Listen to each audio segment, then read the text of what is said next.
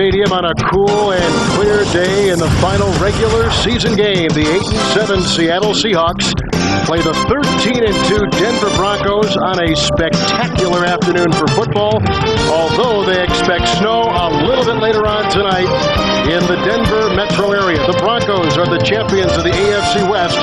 They can capture a franchise record with the win today, and Seattle can only dream of what could have been. Happy holidays, everyone, with Sam Weich. This is Kevin Harlan. The air of invincibility, Sam, seems to have disappeared here in Denver. Well, it has. Remember, they won 13 football games, but injuries have played a little bit of a role in this. John Elway, in particular, playing today with a hip flexor, and Mike Shanahan 6-8 in December. Part of the reason is they lose their edge a little bit because they clinch so early. Edge is what Shanahan talked about all weekend long to this team. John Elway, in fact, made a speech, an impassioned speech to this team on Wednesday. Hey, what is your read on a very disappointing Seattle 8-7 ball club? This is a very good football team. Dennis Erickson is very frustrated over a lot of things that happened going. Of course, the keynote there is the Vinny Testaverde non-touchdown, but this is a good football team, and talking to him yesterday, this team is not going to play today as if they're out of the playoffs. The Seahawks, the Broncos, next on CBS.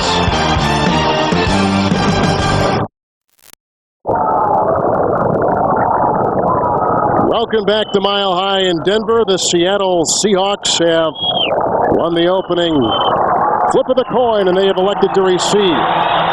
Jason Elam will kick off. His kickoffs have been somewhat inconsistent this season. And the Seahawks have three deep back.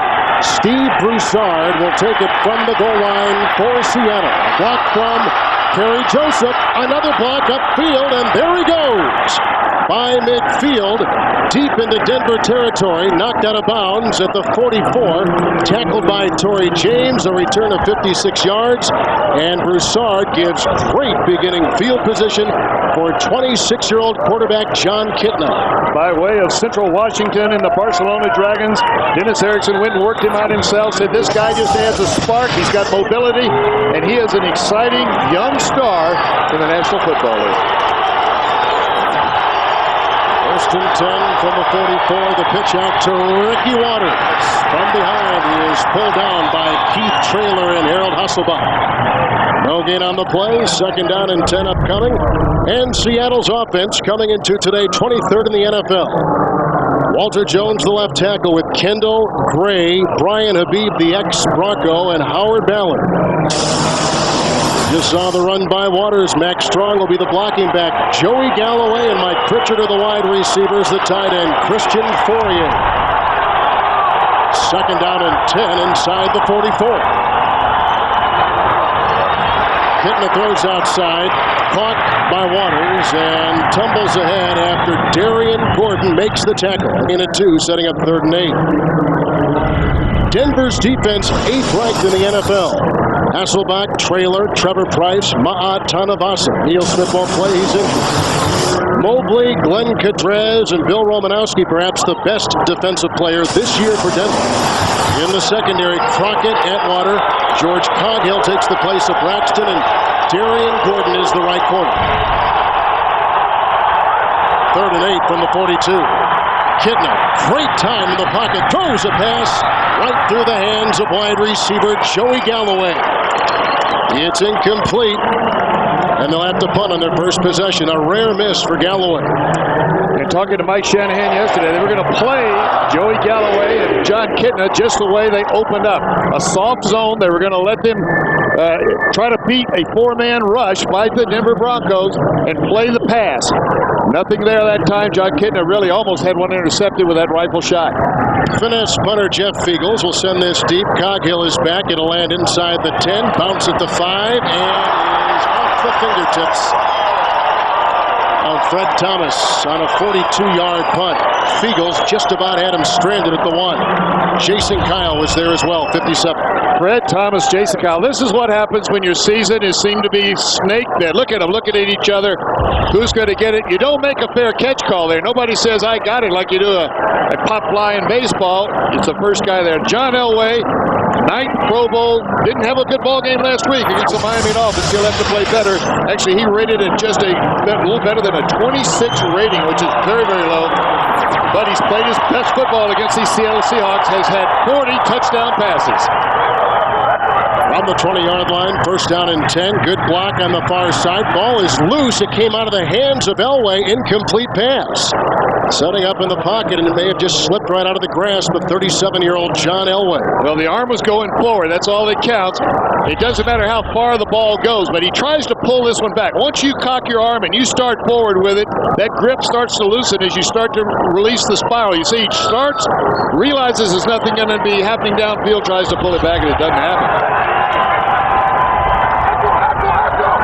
Second down and 10. Griffith in motion. Elway with time. Throws a pass. Batted down at the line of scrimmage. Adams may have gotten the way.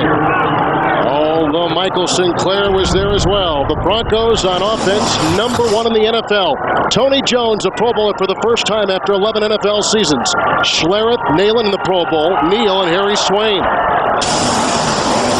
Davis going for 2,000 today, needs 170 yards. Griffith the blocking back. A couple 1,000-yard wide receivers in Smith and McCaffrey. And the all-pro tight end is Shannon Sharp. Third down and 10 from the 20. Elway from the shotgun, given great time. Great block by Jones. Elway fires, and he's got a receiver. A flag is down. The catch is made by Smith on a back pedal at the Seattle 44 as it stands now, a gain of 36 yards. Seattle learned one thing. They're not getting there with a four-man rush. I bet you he was holding that ball 6, 7, maybe 8 seconds. Holding, 20 defense, penalty is declined, first down. Jay Bellamy didn't have much of a choice but to hold on to it. Now listen, look at how long. You see the offensive lineman, a double team right there, solid on that side. Elway moves to get good vision down the field, and then breaking loose at the last minute. Jay Bellamy can't hold on forever. Rod Smith with a big game. Smith with his 78th reception of the season. He is the 6th-rated wide receiver in the NFL. The pitch out to Davis. A block by Griffith, and he gets a couple down near the 43. Tackled by rookie linebacker Deshaun Miles. Last time these two teams played, Terrell Davis had 208 yards rushing. So this is one of the teams he's played well against. He needs 170 yards today to break the 2,000-yard mark. He needs 17 yards today to take over the lead in rushing in the NFL. And he's got a bad back and bad ribs. Second down and 9. Davis cuts outside. Got a McCaffrey block, and he's to the 35. Tackled by Jay Bellamy. The Seattle defense today, 25th in the NFL coming in. A line of Michael Sinclair coming into today tied for the sack lead in the league with Adams, Cortez Kennedy, great tackles, and Philip Daniels outside. Anthony Simmons, a rookie first-round pick. Deshaun Miles, a fourth-round pick and a rookie. And the great Chad Brown, bound for Honolulu in February. Springs, Williams, Bellamy, and Willie Williams. Sean Springs in his second year. He'll also be a Pro Bowler in Honolulu in early February. 3rd and 1. Handoff, big hole, and a mammoth run to the 25 by Terrell Davis. He gains 9 and picks up a first down for Denver.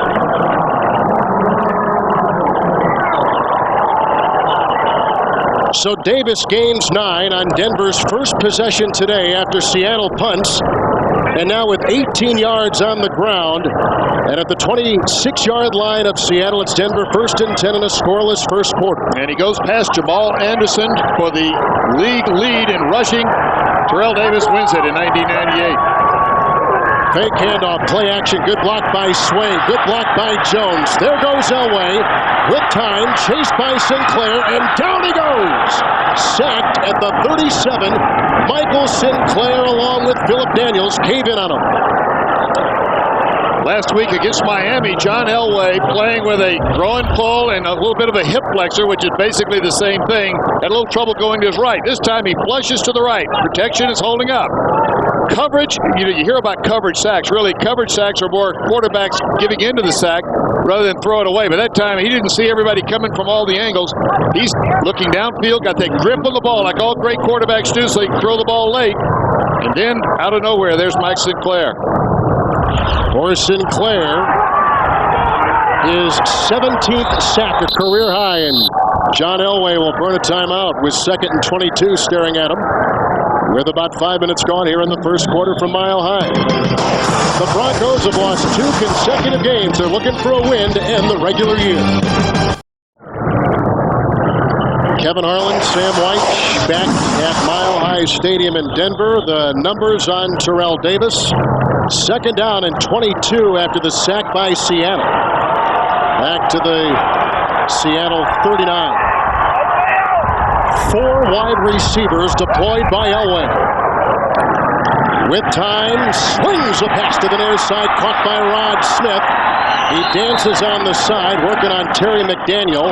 He's to the 23, picking up 16 on 2nd and 22. And that's the fire zone that we're seeing so much about. You see the rushers, and then here's a lineman's going to drop back into coverage. What it does, though, is those linemen can't get into the deep outside zone, so it left that throwing lane open for Rod Smith. A quarterback like John Elway that can move, though, is not as bothered by that fire zone as much as a quarterback that stands straight in that pocket. Protection holds up. Now 3rd and 8 for Elway inside the 24. Rolling from the pocket, chased on the blitz by Williams. He throws it as he is spun. It's an incomplete pass. He may have been outside the pocket, and the pocket is defined from tight end to tight end, and a late flag has been thrown at the 42. Now that's a strange late flag because the referee initially ruled that he was outside the tight end to tight end zone where he can throw the ball away. It's a safety feature that's put in by the league to protect quarterbacks, in particular quarterbacks like John Elway. And now it looks like they've cleared it up. Bernie Kukoc. Quarterback was out of the pocket. Did not get the line of scrimmage. However, there was a receiver there. No penalty. And what he's talking about is the ball has to, if he's out of the pocket, he can throw it and just throw one away. But it has to get at least 2 or beyond the line of scrimmage, unless, of course, there's somebody in the area that he's throwing to behind the line of scrimmage. See, he goes behind it. Now, here comes the chase. As he throws the ball, he's got to get it to the line of scrimmage, unless there's a ball. There it is, right there. You see, coming back hard, looking for a reception. Ed McCaffrey hoping that he could get to it.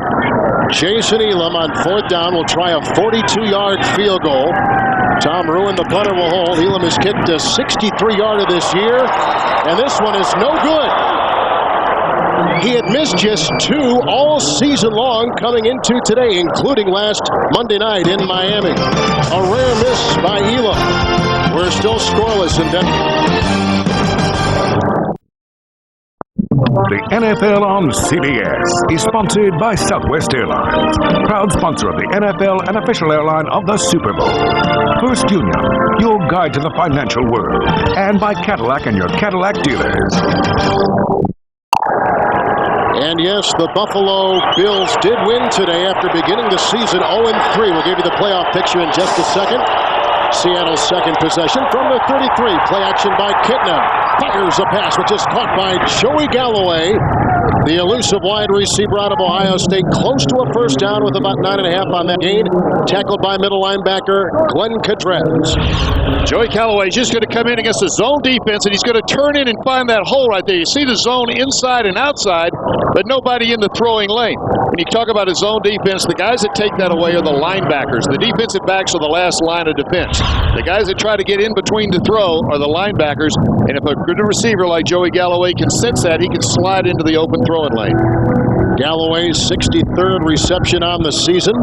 1,000-yard receiver, an alternate for the Pro Bowl as you see the measurement. And he is about 2 lengths shy of the first down.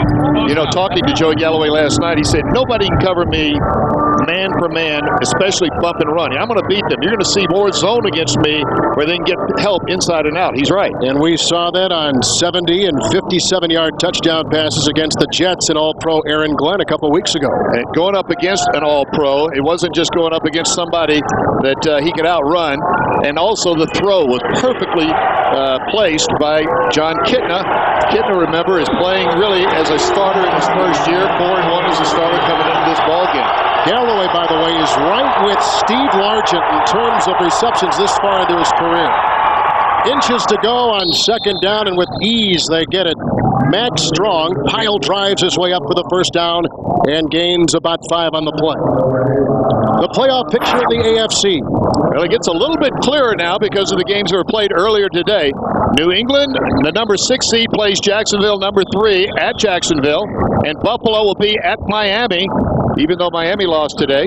And then, of course, the winners go on from there. The teams drawing the bye, the New York Jets and Denver, were the 2 best records in the AFC. The game, this complicated formula is clearing up fast today. Trevor Bryce injury and a timeout. Back at Mile High in Denver, and Trevor Bryce walked off under his own power. He's okay. He'll come back in. He's got to miss a play because they took the injury timeout. That's 7.5 sacks this year. One of the they come with 4 guys up front. He's one of the important ones. John Kitna, first down and 10 from the 48 in a scoreless first quarter, and Harold Hasselbach, the left end, looked like he may have been a little bit antsy on the left side. They threw the Ball start, 75 offense. 5-yard penalty, still first. He was induced. Induced by Howard House Ballard. They call him House mainly because he's built like one.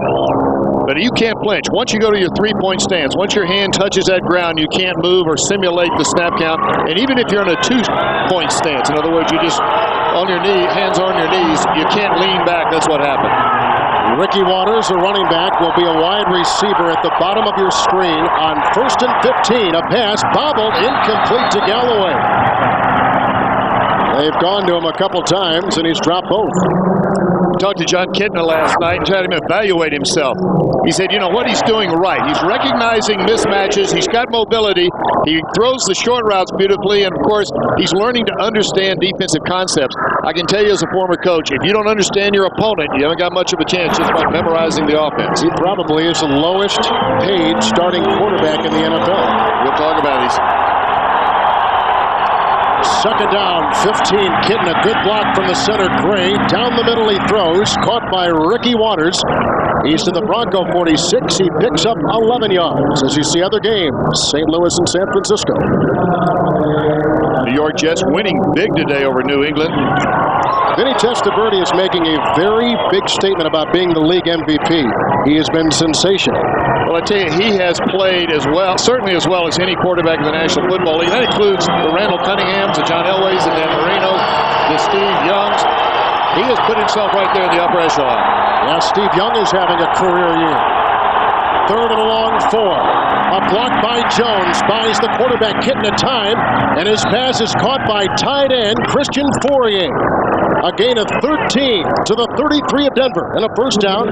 He beat outside linebacker John Mobley. See John Kitna with that little smile right there. That charisma is important. He holds the ball. He's going to his second receiver. He's coming right here. Covered one-on-one by John Mobley. But Christian Fourier kept working to the inside, knowing that the quarterback was going to find him sooner or later. That's confidence in your passing game. It is a first down for Seattle at the 34 of Denver. Scoreless in the first quarter. Drop play, handoff to Waters, coming off a career game last week.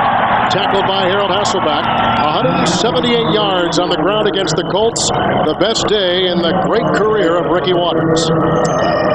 That time it was Mike Lodish slowing him down before Harold Hasselbach did it. But Kitna also told us there were some things he needed to do better. He's got to work on his play action. These are him evaluating himself. His deep ball accuracy, inside screens, he's had a little trouble there. And his out routes, which are pure timing throws. You just have to throw them over and over. On the quarterback out of NAIA Central Washington on second down and 12. Deep drop, hit by Tanavasa, gets the pass away, and it's caught by a spinning Waters at the 26. A gain of 9. Again, he works on John Mobley, the linebacker. Kevin, I'll tell you what, this quarterback does not look like a first-year player. Now, remember, he played over in the World League in NFL Europe for the Barcelona Dragons. Teams are understanding that there's a tremendous value in that in terms of the experience. He's been on the Cab squad or the taxi squad. He's watched the likes of Warren Moon and John Freese. So he's been learning all along. But boy, has he remembered everything. And he's 4-1 as a starter. On the 27, 3rd and 3. Kitna sprinting out of the pocket. Running for a first down as he goes head over heels to the 21. Tackled by Crockett. Kitna with the first down romp as he gains 5. Now this is what I like about a young quarterback. Watch the hand on the ball. See the grip?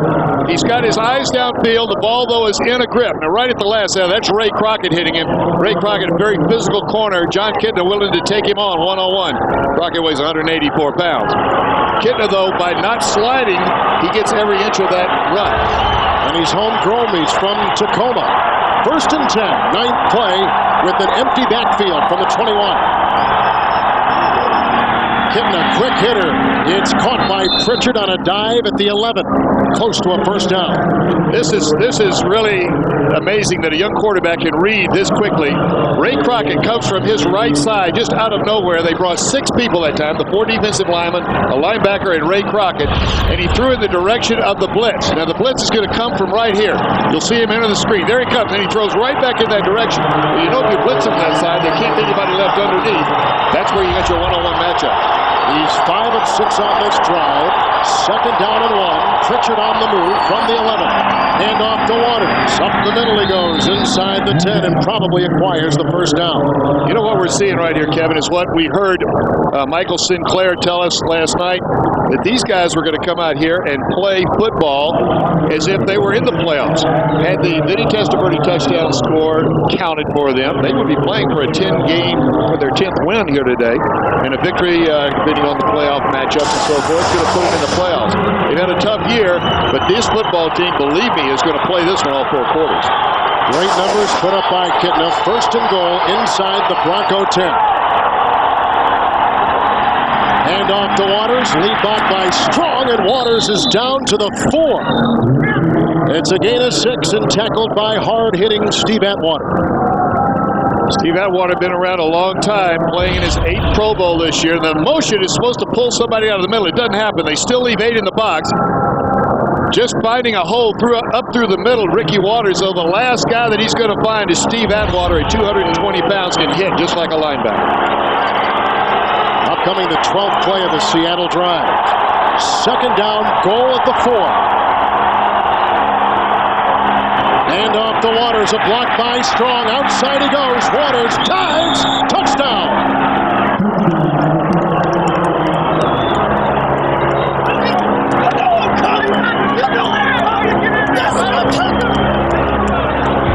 What a drive. This is something. This is a tough place to have a drive this long. Right here at the very end, Romanowski, see, it looked like he may have been held a little bit right there, but Romanowski was the last guy. Christian Poirier got just enough of a block on him to hold him, and then the bounce outside by Ricky Waters right here. He stumbles a little bit, reaching into the end zone, though, to make sure that ball crosses the plane. That's all you need. Todd Peterson, the extra point. It is up and in, and Seattle scores first against the defending Super Bowl champion Denver Broncos. Broncos have won 23 consecutive home games, but it's Seattle early here at Mile High. The NFL on CBS is sponsored by Circuit City. Low prices all over the store. And by Beck's, the best of what Germans do best. Kevin Harlan, Sam Weich, 4-yard touchdown run by Ricky Waters. 7-0 Seattle on a 12-play drive. Well, we talked to the Seattle Seahawks last night, and we certainly got the feeling that this team was ready to play. This is not a typical last game of the regular season. The ensuing kickoff by Todd Peterson. Hebron was back, and he'll get it at the 14-yard line. A lead block by Lavelle. And Kerry Joseph makes the tackle on Hebron, who returned one last week, 95 yards, against the Miami Dolphins. A 22-yard return by number 22 on Hebron. Timeout at Mile High.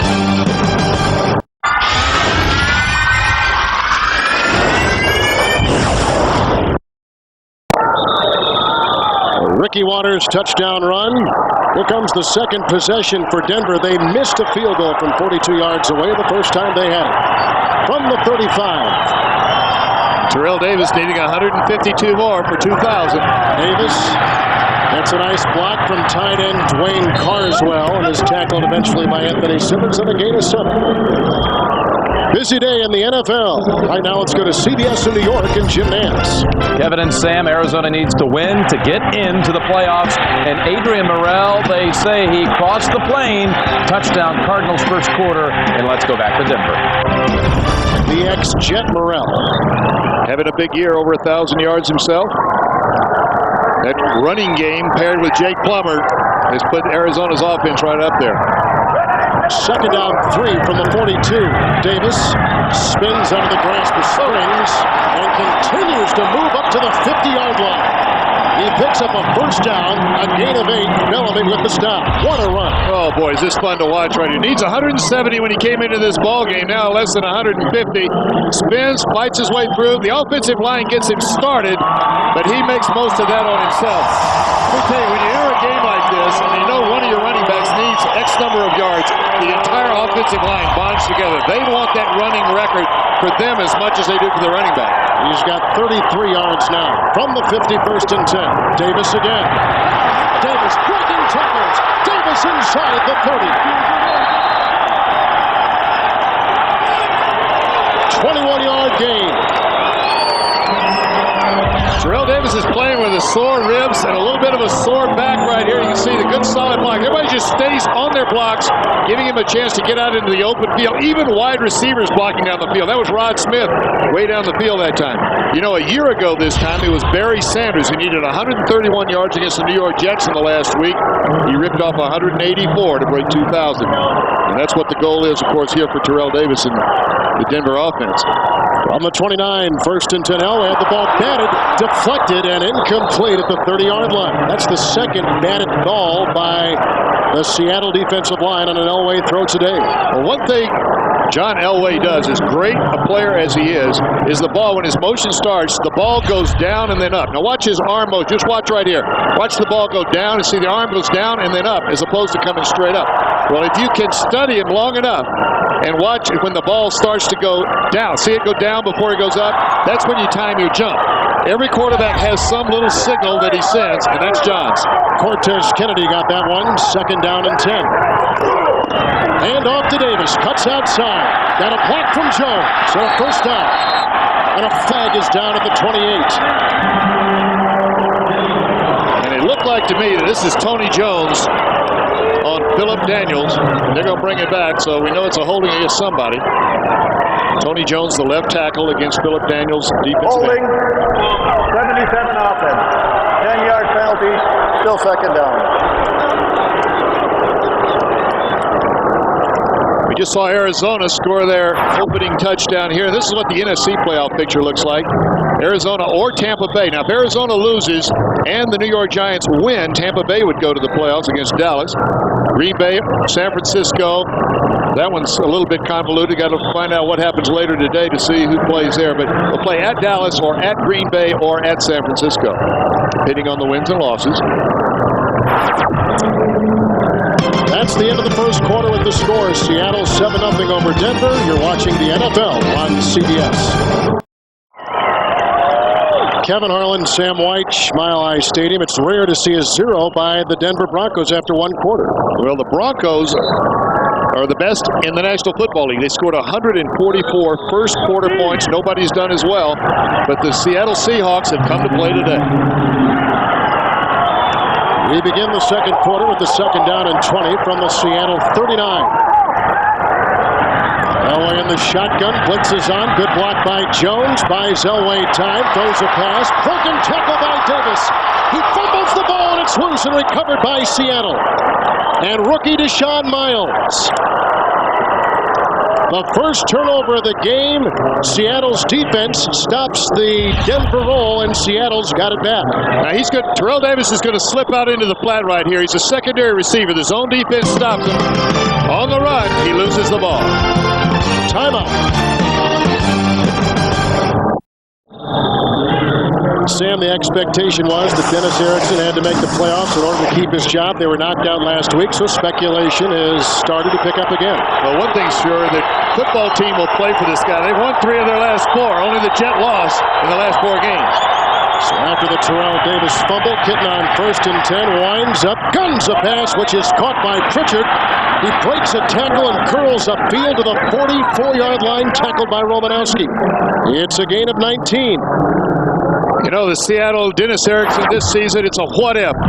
Against the Pittsburgh Steelers, if that catch is made, they beat the Pittsburgh Steelers, add one victory to their game. Against the Oakland Raiders, they had multiple turnovers, 4 or 5 of them, just like this. If they play without those, that's 2 wins. And of course, the downpour in Kansas City takes away everybody's game plan. And of course, the Vinny Testaverde play a few weeks ago in New York. There's 3 or 4 football games they could add to the win column. There was a fumble on the snap. Kitna went to a knee, picked it up. It'll be 2nd down. I think the point here is that Dennis Erickson has his team playing, and he's got players that are playing for him. That's always a sign of respect for the coach. It should be noted, team president Bob Whitsitt has never publicly said the team had to make the playoffs for the coaches to keep their jobs. No, it's been speculated, and that's just about it. Shotgun spread formation. 2nd down and 10. Great time for Kitna. Look at the time he's got to throw. And fires it incomplete. Again he goes for Galloway. Again the pass is dropped. 3rd drop today by Galloway. Gordon was covering. Now this very year to see 2 rushers. That's all they're going to have. The Denver Broncos drop everybody out. But here you see it. 1 and 2 rushers coming in. That's why Kitna has all this time. Look at all the blue shirts covering the downfield. Finally, he just has to rifle one in there and can't. The completion's not there. But I don't think you'll see Denver do that too much. That's a change-up defense. That's 2 against 5. Remember, those 5 offensive linemen aren't going anywhere. That makes a difference. 3rd down and 10 from the 43. Kitna again with loads of time. There's a good block by Jones. That ball batted down by Keith Traylor, the ex-Green Bay Packer and Kansas City Chief. And so Seattle can't cash in on the Denver fumble, and they'll have to punt for a 2nd time. Now this time they bring 4, and look at the protection. John Kitna has as much time as the snap before when they only brought 2. Traylor, though, spinning around as he sees the scramble by Kitna, knocks that one down and saves the completion. He had somebody open downfield. Eagles to punt for a 2nd time. George Coghill is deep back. And the catch at the 12 and out of bounds near the 15. Pushed out of bounds by reserve fullback Reggie Brown. Good punt coverage. The ball's in the air long enough and plenty of people around it. Ricky Waters with the touchdown run. The Seahawks by 7. The NFL on CBS is sponsored by Volkswagen. On the road of life, there are passengers and there are drivers. And by MasterCard. There are some things in life money can't buy. For everything else, there's MasterCard. The foothills outside Denver with Sam White, Kevin Harlan from the 15, 1st and 10. Handoff goes to Davis. Good block by Jones. Davis gets another block from Smith, and he's up to the 30-yard line. A hard-earned 15. Bellamy and Williams make the stop. Tony Jones and Mark Schlereth on the left side. The ball's going to start out to the right. Now see him come, and he's going to bend back to the left. Solid block. See everybody stay on their blocks. Nobody blocks for a count and a half and then lets up. Way downfield. You see right there. That's Rod Smith, the wide receiver. All he does is practice catching the balls until game time, then he goes and blocks people. Shanahan told us he thought the offense could rally around Terrell Davis today. 1st and 10. Wonderful time for Elway. Now moves up, goes across the middle. Incomplete, flag thrown, 45-yard line. Shannon Sharp and Bellamy were in the vicinity battle. They're going to call it against Bellamy. At least Bellamy thinks they're going to call it against him. And Jay Bellamy pleading his case. Very physical football player. 20 defense, 5-yard penalty, automatic 1st down. Now see what you get into here. Shannon Sharp is the guy that Bellamy was called for holding. Shannon Sharp is one of those guys that won't let you forget it. Next time you go, he runs around and Bellamy's on him one-on-one. He's a strong safety. He's going to remind him of that hold. And then you start getting the defensive player, Bellamy in this case, to maybe forget his game plan a little bit. And Bellamy has just been tagged with his 2nd penalty today. Handoff to Davis. Elway threw a block on the weak side. It's a gain of 2. Well, I'll tell you what, John Elway, 38 years old. He's going to make the handoff. Now, just watch John Elway, number 7. He makes the handoff. See him come back for Bellamy right here? And he actually throws the block. He's not just standing there daring the guy to come on down the field. He initiates the block. I think they want to win number 14 today. This is an offense, though, Sam White, which has scored just 2 touchdowns in 2 games. Well, they clearly, the last few weeks, have fallen off their pace. They were averaging 33 points a game until the last 2 weeks. Second down and 8. Here comes Sinclair. Elway gets it away. Caught by tight end Shannon Sharp. He is the leading receiving tight end in terms of yards and receptions through the 90s. He'll be close to a first down. The Jets win. Tampa Bay demolishing Cincinnati. As you see scores from New York and Baltimore. It's a win in what might be the last game for Ted Marchibroda. Yeah, Ted's done a good job there, and he's leaving a good football team for somebody else if it is his last game. We don't want to speculate on a change before they happen, but there's a lot of conversation around the league about several coaches being changed this year, probably as many as 5, maybe 6 or 7. The sharp pass, good for a first down. McCaffrey in motion. Fake handoff to Lavelle. Great time for Elway. Great block thrown by Neal. The pass caught by McCaffrey to the Seattle 33. Tackled by Williams, a gain of 22. And McCaffrey had to dance to get 3, but Elway had the time to find him. Here's McCaffrey. He's going to go up against Sean Springs, number 24. Now, John Elway should have thrown the ball by now. Sean Springs is saying it's got to be over now. As he turns around, though, Ed McCaffrey has done the old scramble drill. They've practiced this one, you can bet, hundreds of times. When time passes and you're on the sideline, run right back down the sideline. And McCaffrey going to his first Pro Bowl. He's had a big year. First down at the 33. Elway right to work on first down. Got a block. Going long. He's got a receiver. Smith. Touchdown.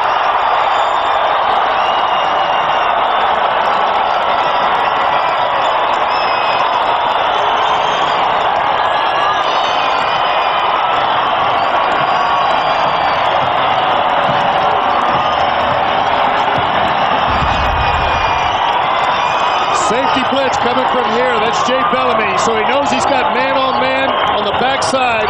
Willie Williams one-on-one. Just flat gets beat. Beautiful catch over the top. Let me tell you, that's a tough catch because you lose sight of the ball just as the ball arrives because of the helmet coming back over your forehead. Willie Williams was beaten twice last week by Peyton Manning and the Colts in the Kingdom. Dealing with the extra try. We're in the hole, and we are tied at Mile High. Look at their outreach, the hands, all hands catch, and never loses stride. 33-yard touchdown pass by Elway.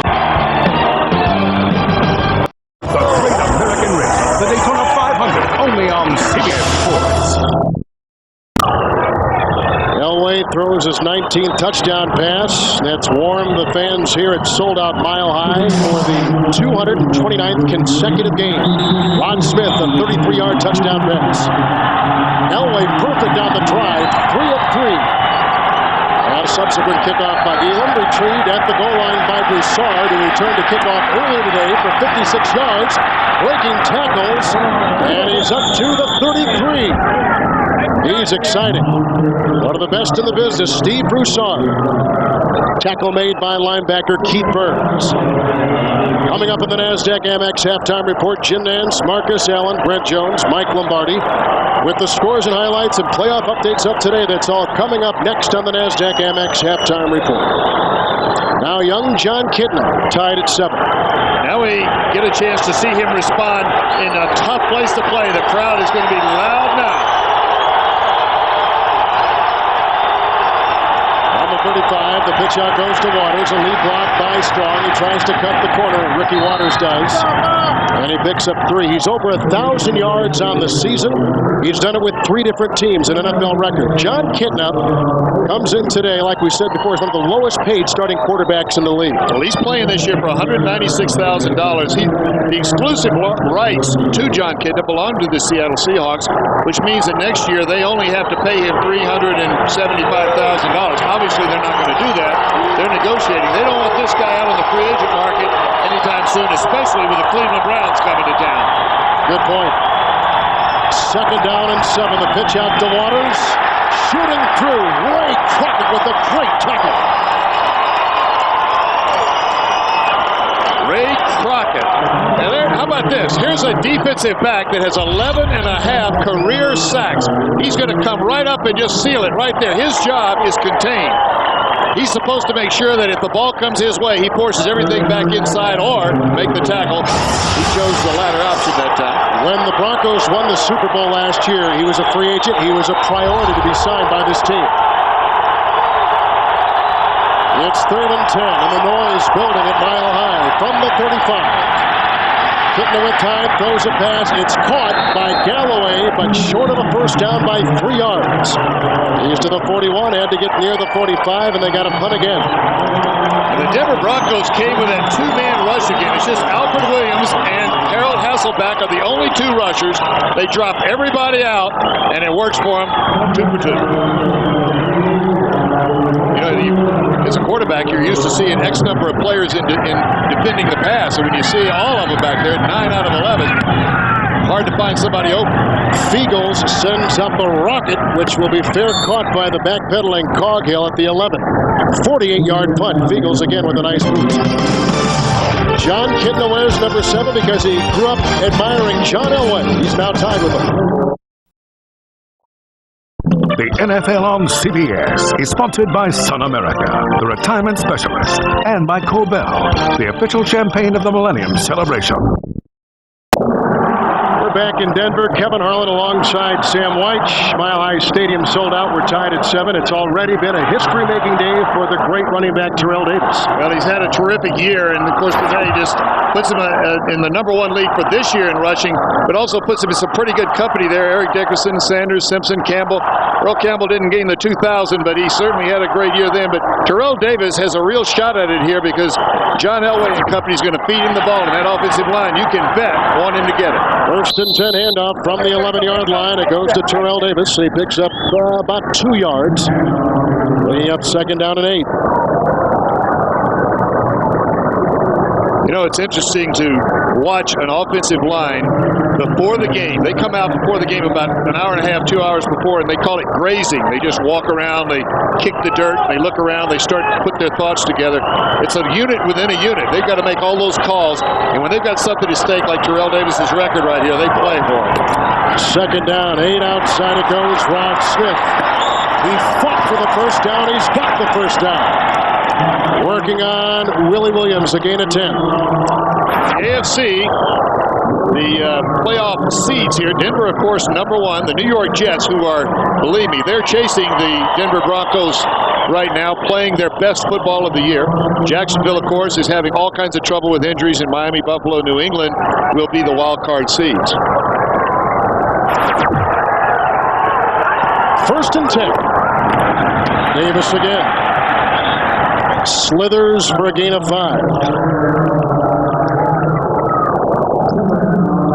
Next Sunday, playoff action begins with an AFC wildcard game here on CBS. Patriots will travel to Jacksonville to face the AFC Central champion Jaguars. Next Sunday, right here on CBS.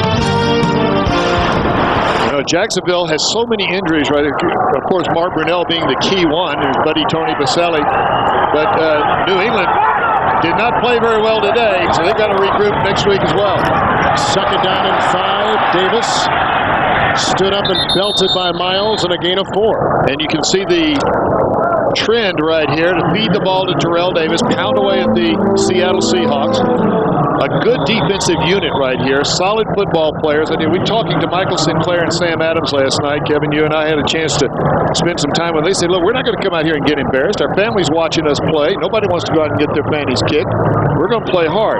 And they were talking about personal pride, but it also reflects their respect for their coach. And a guy like Mike Shanahan, of course, has to try to recover some of the, what he calls the edge that is lost once you clinch. And the games after you have clinched are meaningless in a lot of ways. You're not playing to gain any further advantage. And so it's tough mentally and emotionally to keep that edge. Shanahan became the highest paid coach in the NFL in August. And it was good they passed that stadium bill here in Colorado, and specifically Denver, because Pat Bowen said, if there's no new stadium, I've got to sell the team. And Shanahan's contract is directly tied to owner Pat Bowen. I think this team's going to be in Denver a long time.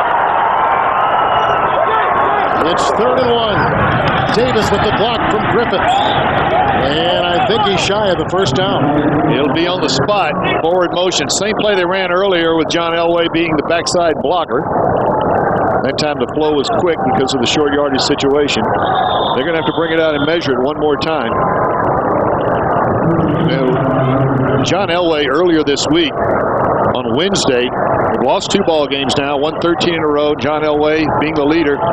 They break up and they go to their offensive and defensive meetings, and he kind of holds court a little bit with the offensive guys and says, look, we're just playing tight. The tighter we play, the harder we try, the worse we play. Let's relax, go back to our original methods of having fun, playing loose, and start winning some football games. And I'm very interested to hear Mike Shanahan's response. You know, Elway doesn't say much, he said, but when he talks, everybody is listening. It almost makes you wonder if they would have lost earlier in the season, would it have affected their month of December the way it's been affected, all the pressure being 13-0? Well, I tell you, Minnesota probably didn't have the same pressure that the Denver Broncos had. They kind of were in the draft. Joe Gibbs would love me here to say that, in the draft. But Minnesota, you know, because Tampa Bay beat them earlier, they weren't measuring up against that perfect year. So there was more pressure, more emotional and mental drain on this team, especially coming off of the Super Bowl year. I can tell you, coming off a Super Bowl year, everybody's gunning for you. Tom Ruin is second in the NFL in punting. Sends this one deep. And Joseph back at his 8-yard line, the former college quarterback at McNeese State, breaking tackles, and he's out to the 28. Tackled by Keith Burns again, the leading special teamer for Denver. In the AFC, there are certain players that just have an impact. Terrell Davis for the Denver Broncos, no question about it.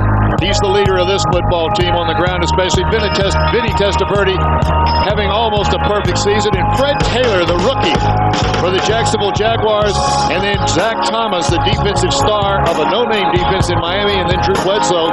They need him healthy, get that hand ready to go. And Bruce Smith in Buffalo. You know, each of those playoff teams have a key guy. Those are some of them.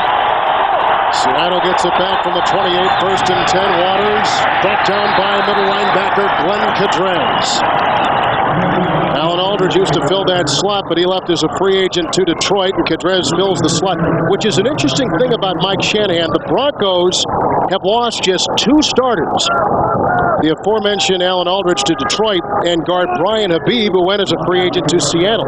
But Shanahan notorious for signing and keeping the players he wants. Well, I'll tell you what, we'll talk about it a little bit later. But with the Cleveland Browns coming into the 1999 season, signing free agents is crucial for everybody. 2nd down 11. Pocket crumbles. Kitna throws. It's incomplete. May have been tapped by Mobley on a pass intended for running back Ricky Waters. Good man-to-man coverage down the field. That's what John Kitna gives his ball club, though. He gives them a little mobility. Warren Moon, a terrific career, but doesn't have the mobility at this stage of it that John Kitna does. I think still Warren Moon can really help somebody somewhere.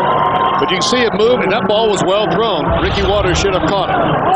Warren Moon's could next year really help a lot of football teams that need either a backup or a mentor kind of a quarterback, or somebody to step in for 1 year while he gets somebody else ready. He may not be back next year. He counts $5 million against the cap.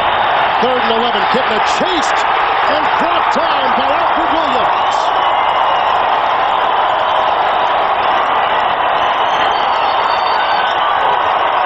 You see Alfred Williams with his little post-sack action there, choreographed right off of downtown New York somewhere.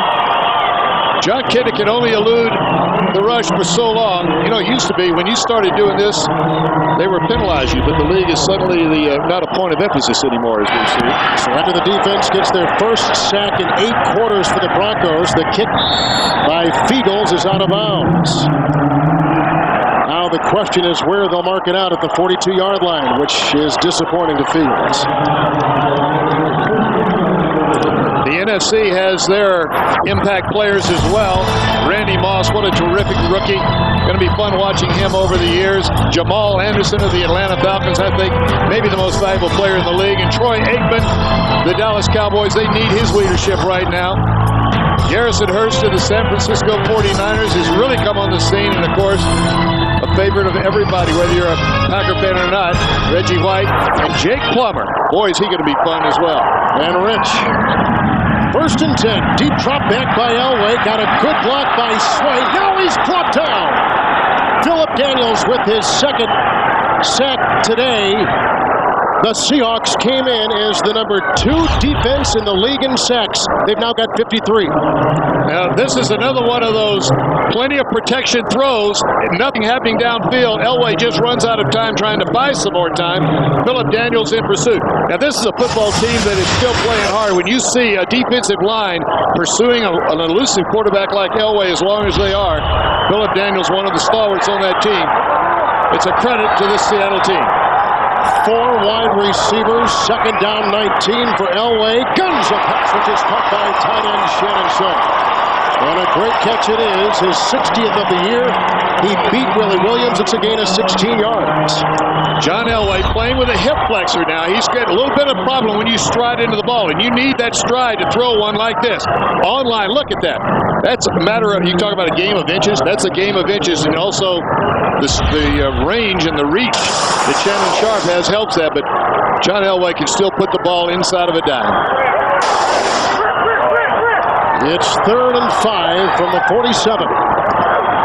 Elway with time, throws again to Sharp. He's got the first down, and he's deep into Seattle territory at the 36. Tackled by Jay Bellamy. Another gain of 16 yards on the heels of a 16-yard gain before to Sharp. Shannon Sharp looked like he hurt his back a little bit that time. He just releases from the right side, turns to the outside in a zone defense. As he comes down hard right there, he got up with both hands on his back. Like he twisted it a little bit. You see him on the sideline now getting some attention. Injuries were not a problem for this team up until a couple weeks ago. Doesn't take long for him to come, though. First and 10. Davis, a block from Jones and Griffith. And rookie Anthony Simmons there to make the tackle as Philadelphia has taken a 4-point lead at halftime on the New York Giants. Giants were still alive in the playoff race coming into today. That's right. The Arizona game, of course, affects that one. If Arizona wins if Arizona wins, they're in. If Arizona loses and the Giants win, the Tampa Bay Buccaneers are in the playoff. And that's what Tampa Bay did today, whitewashing Cincinnati. And that eliminated the Giants from the playoffs. They can still affect who goes, Arizona or Tampa. Second down and 12 from the Seattle 38. McCaffrey in motion. Elway again throws outside, caught by fullback Howard Griffith, who is one of the true leaders on this team. Tackled by Simmons. It's a gain of 5.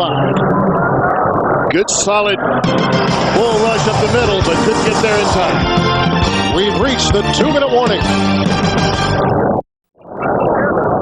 Kevin Harlan, Sam White, Mile High Stadium, Denver, 2-minute warning. The Seattle defense, let me tell you, the Denver Broncos are moving the ball now against a team that leads the league with 51 sacks. They had 42 last year. They've sacked Elway 16 times in the last 6 ball games. Seattle has 41 takeaways, which leads the league, and 24 interceptions. Only Miami has more. It's 3rd and long, 6. They bring the blitz. There goes a flag pass deflected and caught on the carom at the 20-yard line. Grabbed by Rod Smith. 13-yard gain, but let's see what that flag is about as Sam Adams again tapped an Elway pass. It's the 3rd time they've done it today. This one against the Seahawks. Seahawks were coming with the blitz. They were trying to time up. Defense penalty has declined. First down. They were trying to time up the snap count, and Elway outsmarted them and held the count a little bit. And as soon as they were in the neutral zone, he snapped the ball. That gave Elway a free throw. He let it go, and Rod Smith came up with a big catch. Inside the 20, 1st and 10, Elway with the handoff to Davis. And spins for a couple before he is gobbled up by Matt LaBounson. Second down.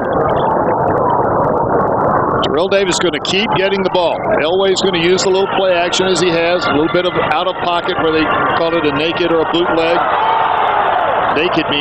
Don't look at me that way. No. There's a certain play that way. I'm waiting for the explanation. You fake the run one way and you're out. Roll out the other way and nobody's blocking. You're out there all alone. Thank you.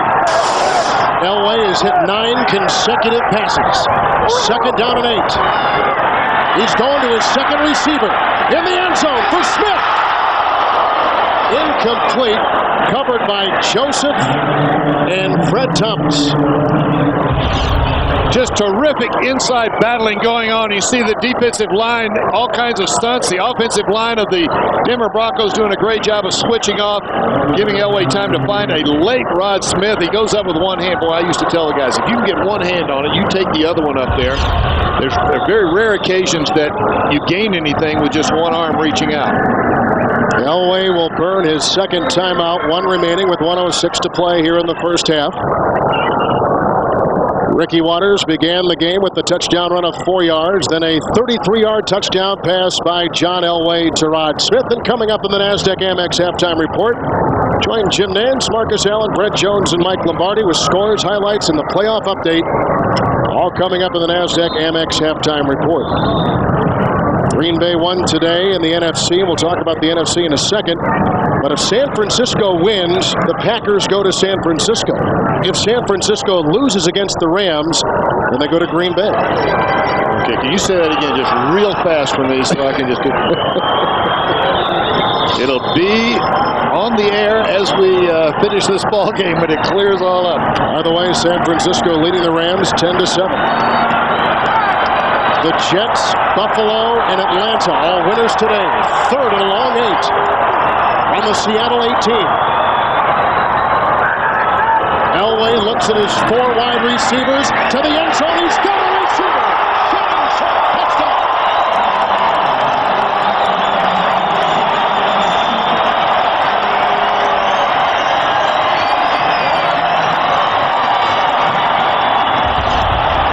Seattle came with an all-out blitz. Everybody's coming except cover people. Jay Bellamy just couldn't stay with Shannon Sharp. 101 on a straight up-the-field move. There was no thinking involved, just pure speed coming straight up the field. Here's Sharp now. He's going to go straight up the field. Jay Bellamy trying to stay with him. I think Jay thinks the ball has to be thrown early. It wasn't thrown that quick. Beautiful play by the Denver Broncos. Extra point now by Elam is up and away. That was a drive authored by Shannon Sharp with consecutive catches of 16 yards and 16 yards, and then a 17-yard touchdown pass from Elway. Elway his second touchdown throw, and Denver's got their first lead today. That's why he's going to the 7th Pro Bowl of his career and leads all tight ends in the National Football League in receiving yards. He's really a large wide receiver that they line up in what's called the tight end position because he's really a receiver. Someday he will be in camp. Monday on CBS. Seattle Seahawks have battled this entire half. They trail only 14-7. They're right in this ball game now. With a minute to go, they've got a chance maybe to get back on the board before the half, but at worst, or at least they don't want to do anything foolish to give Denver a chance to push this lead wide open right now. Just stay within 7 or do better if you can. Line drive kickoff by Elam. On a bounce taken by reserve fullback Reggie Brown, and wisely just falls on it near the 20-yard line. Well, we told you we'd give you the NFC playoff look, and here it comes.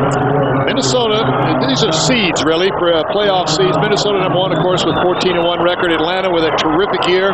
Wishing Dan Reeves the best in his recovery from heart surgery. Dallas has clinched. I don't know that if they'd have been in any other division other than the NFC East, if they would have won that division. San Francisco, Green Bay, of course, and then the only undecided spot, Arizona or Tampa Bay. Dallas plays tonight against the Redskins. Getting on 1st and 10. He got a block and he throws it downfield and it's caught on a curl at the 39-yard line by Joey Galloway. A gain of 18. He beat quarterback Ray Crockett. A lot of confidence in a young quarterback to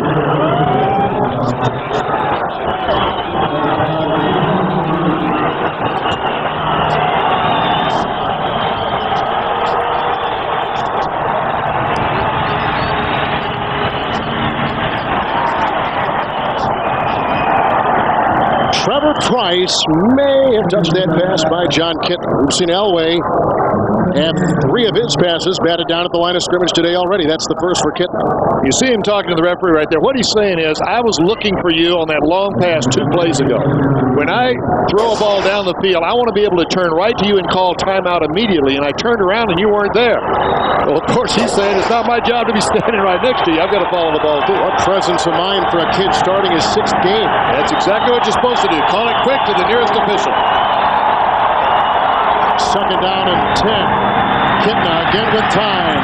Fires a pass high and whistles over the head of Joey Galloway, who is covered by a thicket of Bronco defenders. It'll be 3rd and 10.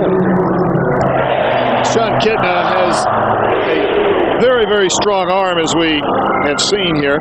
He was 42 of 51 in the preseason. I got a chance to see him play against Cincinnati in the preseason, and he's very impressive because he's got all the shots. He's 9 for 16 today, but he's got all the layoff throws as well as the online throws down the field. And he's from tiny Central Washington, an NAIA school. Wouldn't have been found if the nephew of Dennis Erickson had been playing on that ball club. It's 3rd and 10 for Kitna. Again given great time.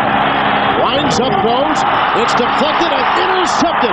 Picked off by linebacker Glenn Catrez after it ricocheted off the palms of a defensive back, Darian Gordon. Kitna picked off the first Seattle turnover, and the Broncos have 11 seconds with which to work in 1 timeout. One thing you didn't want to have happen right here, give them any time at all. Plenty of time to find an open receiver, but more defenders than rushers, again, is the strategy of the Denver Broncos. And this is a forced ball. No question about it. He should not have thrown that ball. But when you're looking at more defenders than you're used to, sometimes you feel like there's got to be an opening because you've got time to throw it. Now, there's 11 seconds left. All they need is about 10 yards, and they're looking at another long field goal. Yeah, there's field goal range, and then there's Jason Elam field goal range. He's already got one, 63 yards this year. From the 50 and 4 receivers platoon. It's 1st and 10 for Elway in the shotgun. Winds up, throws a pass. Good catch made by Rod Smith. He's to the 36. Elway takes a timeout with 6 seconds remaining in the half, and here comes the aforementioned Jason Elam. Remember, I was talking a minute ago about John Kitna calling timeout real quick. Elway did it and got a chance for Elam to go after another field goal, his longest 63 yards back in October. There it is. Everyone waiting and waiting and waiting and waiting and waiting, and nearly a record. Tom Dempsey, New Orleans Saints, of course, right there with him. There is wind. It seems to be more of a breeze in the face of Elam. He missed one last week in Miami. He's already missed one today from 42 yards away. This from 55 yards. If he misses, he usually misses to the left. Elam puts it up, and it is off the upright. And it's the upright to his left. Whenever you're kicking him long, you pull just a little bit. If you're going to miss, that's where it goes. He's missed 2 in a row and 3 in the last 2 games. That's the end of the first half with the score. Broncos 14, Seattle 7. Elway with 2 touchdown passes. Stay tuned for all the scores and highlights on the NASDAQ Amex halftime report after this message and a word from your local CBS station. Hi, everybody. Happy holidays. Jim Nance with you on the NASDAQ Amex halftime report here along with Brent Jones, Marcus Allen, Michael Lombardi. At halftime, the Broncos with that lead. The offense starting to get cracking again here. Elway over 200 yards and 2 touchdown passes, Brent. Jim, the Bronco fans can relax. John Elway looks like he's back. Terrell Davis only needs 88 more yards to get to that 2,000. I can hardly wait for the second half to begin. I hope he gets it. All right, let's talk about the playoffs here. The AFC picture has now been crystallized. New England will play at Jacksonville next week, while Buffalo at Miami, and the Patriots, Jacksonville. Some symmetry in that matchup, Michael. Absolutely. Both quarterbacks will be questionable going into the game. Both teams have a lot of players injured. Jacksonville's got 13 players on IR. New England does not play well on the road. And meanwhile, Buffalo at Miami. Will Flutie be back for the Bills next week? Flutie's going to play, but Rob Johnson, the way he played today, looks like he could fill in very well. On the NFC side, still 1 slot open. Arizona 1 half away from its first playoff spot in a non-strike year since 1975. They have to win. If they win, they'll be at Dallas. Dallas. Meanwhile, if San Francisco beats the Rams, they will host Green Bay. Should the Niners lose, they will be playing at the Packers next week, wild card weekend. So let's go through the scores. We'll show you what's happening. Cardinals do have the lead at halftime. The one touchdown, Adrian Morrell for the Cardinals. He got in from 3 yards out. Sunny skies at Sun Devil Stadium, and really sunny after this touchdown was given to them. Marcus, you said not the right call. A good strong run here, but he extends the ball, and I don't think he crossed the line from here. May have touched the white line, but we're not quite sure. The official made the call. Touchdown. Gave him the touchdown. Again, Cardinals win. They are in and would play at Dallas. Meanwhile, the 49ers, their situation. They're in the third quarter. The only Niner touchdown, a pass to Jerry Rice. The Rams are very feisty here today. 49ers need to win to host the Packers next week, wild card weekend. Giants were eliminated earlier today with the Tampa Bay victory, and the Eagles' Deuce Staley has 94 yards rushing and a touchdown for the Eagles. Earlier today, Atlanta jumped all over the Dolphins, up 21-0 just 8 minutes into the game. They lost the quarterback, Chris Chandler, with a bruised back. He'll be back for the playoffs. Steve DeBerg took over, handed off quite often to Jamal Anderson. He carried the load, 100-yard game again. Atlanta closes it out with 14 wins, only 2 losses. Testaverde spread the wealth around for the Jets today. It's great as a receiver when the quarterback spreads around him. Everybody can share in the good cheer. 4 different players caught touchdowns from Vinny. And meanwhile, here's Johnson. You talked about him, Michael. Yeah, it's his 3rd touchdown, 9th touchdown of the year for Eric Moulds, who's going to the Pro Bowl, and he deserves to be there. What a year Eric Moulds had for the Bills. The Saints close it out 6-10. The Packers, not that strong today, but they won, Marcus. Far between. We see this combination a lot. You're right, Jim. They didn't play well. They won the game. They finish 11-5 regular season, and Trent Dilfer and the Bucks blowout winner over the Bengals embarrassed them. This was the opening score for them. A long bomb to Rob Thomas. They register their first shutout since 1985. And the Ravens 6-10. Marchibroda probably out tomorrow, but will go out with a win. Ross closes his first losing year, 7 years as a head coach. Panthers close out their season with a 2nd straight win. Their only 2-game winning streak of the year. That really hurt the Redskins own the Panthers' first-round draft choice. Thanks for watching the NASDAQ Amex Halftime Report. One more look at the Elway touchdown pass that gave the Broncos the lead. Presentation of the NASDAQ Amex Halftime Report is sponsored by the NASDAQ Amex Market Group, the market of markets.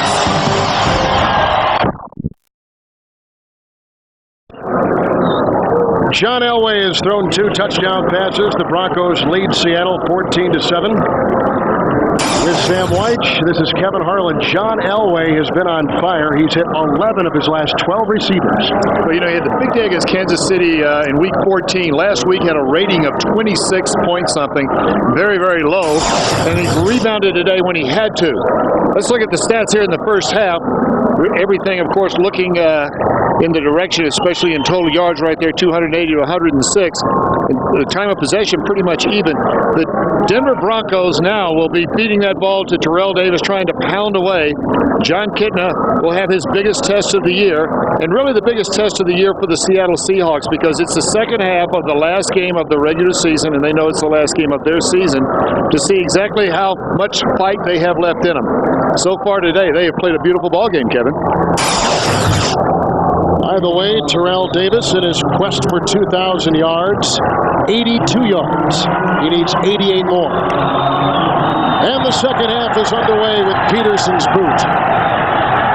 Vaughn Hebron will take it a couple yards deep in the end zone. Around the wedge, and he breaks a tackle and then bangs off bodies up to the 26. And that's where we'll see Denver begin it with Mike Kroll, the former Bronco, making the tackle. Here's John Elway, 19 of 17 with the pick, 96 yards. Going up against the defense here in Seattle that's had a strong year. We mentioned earlier, 41 takeaways, 24 interceptions coming into this ball game. Only Miami has done better with 29. 51 sacks coming into this game. They sacked John Elway twice in the first half. John Elway, on the other hand, has always had big days against the Seattle Seahawks. On the 26, first down and 10. It's Davis. Up the middle he goes, wrapped up by rookie linebacker Anthony Simmons, picking up 4. The NFC playoff picture looks like this as we look at it one more time. The number 3 seed will host either Arizona or Tampa Bay. If Arizona wins, they go to Dallas. If they lose, Tampa Bay will go to Dallas. And as we look down here, San Francisco or Green Bay will host the other team, depending on who wins and loses today. from the 30, second down and 6. Elway gets a block from Davis.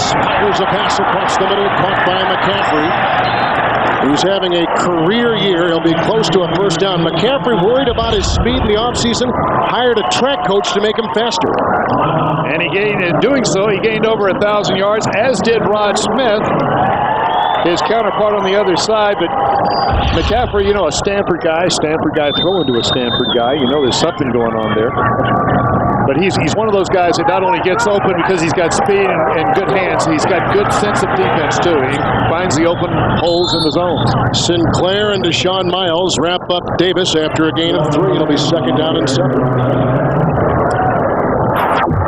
Look at the Minnesota Vikings with the best record in football here. Their best punch, their explosive offense, and of course the history. Gary Anderson, the automatic 35 for 35 field goals. The Achilles heel as they go into this is special teams. They've fallen down a little bit there. And part of the equation, something that is kind of an intangible, the dome field advantage. They'll be playing in front of a loud crowd, and they got the home field all the way. Second down and 7. Deep drop for Elway. Rolling out of the pocket. Has to get to the 47. Breaks a tackle from Deshaun Miles. He dives for the first time to the Seattle 49. He picks up 11. And on the previous play, they have officially given 3 yards to Davis, the all-time leading Denver Bronco rusher, breaking the record of Floyd Little. Well, this is another run, not quite like Terrell Davis would do it, but he stepped up into the pocket. That's when everything opened up for him. Before, that scares me as a former coach, because if he already got a hip flexor, which is much like a growing muscle, you can't kind of reach one leg over the other with that hip flexor. A run like that is where that thing pulls again. First and 10 from the 49. Handoff to Derek Lavelle. Guy who used to play for Seattle, made the team as a rookie free agent back in the 90s season. Picks up 2 right there. The great thing about Lavelle and the depth of the Bronco running backs is that on most teams he would start. Well, they've got depth here. One of the reasons they have depth here is free agents like to come to Denver, and the reason they like to come to Denver and other teams that are winning is they got a chance to go to the Super Bowl. You ask free agents that are available around the league, they like to go to teams that have a chance to win big. Lavelle, Bill Romanowski, Ed McCaffrey, Howard Griffith, Keith Traylor, Neil Smith, just some of the free agents reeled in here to Denver. Second down and 8. More time for Elway. A pass to McCaffrey, lassoed as he was working on quarterback Fred Thomas. Short of the first down by a yard. Great catch nonetheless, gaining 7. McCaffrey just tall. He's 6'5". Fred Thomas at 5'9". 101 outside. They brought the blitz. Here's the ball thrown high. Perfectly thrown because the coverage is there. There's nothing wrong with this coverage. The ball is just placed where Fred Thomas can't get there. Thomas breaks. He's there with the ball just over his outstretched hands and into the 6'5" reach of Ed McCaffrey. And going to his first Pro Bowl. It's 3rd and 1 inside the 40. Davis breaks a tackle. Davis gets a block from McCaffrey and has the first down. Tumbling to the 35. He picks up 5. And the second best record in the NFC belongs to the Atlanta Falcons. So let's see what they've got going into the playoffs. Their best punch, Jamal Anderson. I think he may be the most valuable player in football right now. A balanced offense, though, with Chris Chandler when he's healthy. Their Achilles heel, lack of playoff experience. Anytime you're in there for the first time in a long time is a little bit going against you. And the intangible there, part of the equation is they're playing for Dan Reeves, who's recovering, of course, from heart surgery. First and 10 from the 35. Davis sent with Cortez Kennedy riding him down after a gain of 5 to the 30. The Dallas Cowboys go into the playoffs as the Eastern winner. Their best punch, Troy Aikman, and his experience and leadership. Their Achilles heel, of course, is the injuries with Irvin Smith and others injured, as well as Deion Sanders. And, of course, part of the equation, they've played and won the weakest division in football in 1998. That Deion Sanders injury may be more serious than previously thought as Davis comes off after being awarded the game ball and becoming the Broncos' all-time leading rusher. 99 yards today. Second down and 5. Elway rolls out of the pocket, throws by Sinclair, hits Shannon Sharp, stiff arms his way into Chad Brown to the 19-yard line. And the Denver Broncos are reading the strategy of Seattle. Seattle is trying to stop the run, expecting the run. They fake the little toss. This is that naked I talked about. Notice there's nobody there but John Elway and Shannon Sharp. Chad Brown has to peel with Sharp, but he's also got to respect the possibility that John Elway could run the ball. Nice little execution of something they probably run about 500 times. Yeah, no quarterback in the history of the NFL has run the ball more than John Elway. 10th play of the drive, first down. Elway the pump fake, and he's got Smith to the 2, first and goal. He beat Willie Williams again. It's a gain of 17. Willie Williams was reading the slant, or about a 3-step, and then a sharp break to the inside. It was designed, and John Elway pumps just as Willie Williams breaks, and then right in behind it, Rod Smith goes back behind. Safety can't get over fast enough. That's Darrell Williams. So between Willie Williams and Darrell Williams, Rod Smith has the football. Smith with 7 catches. First and goal from the 2. Davis is in. Fake handoff by Elway. Davis is open. Touchdown.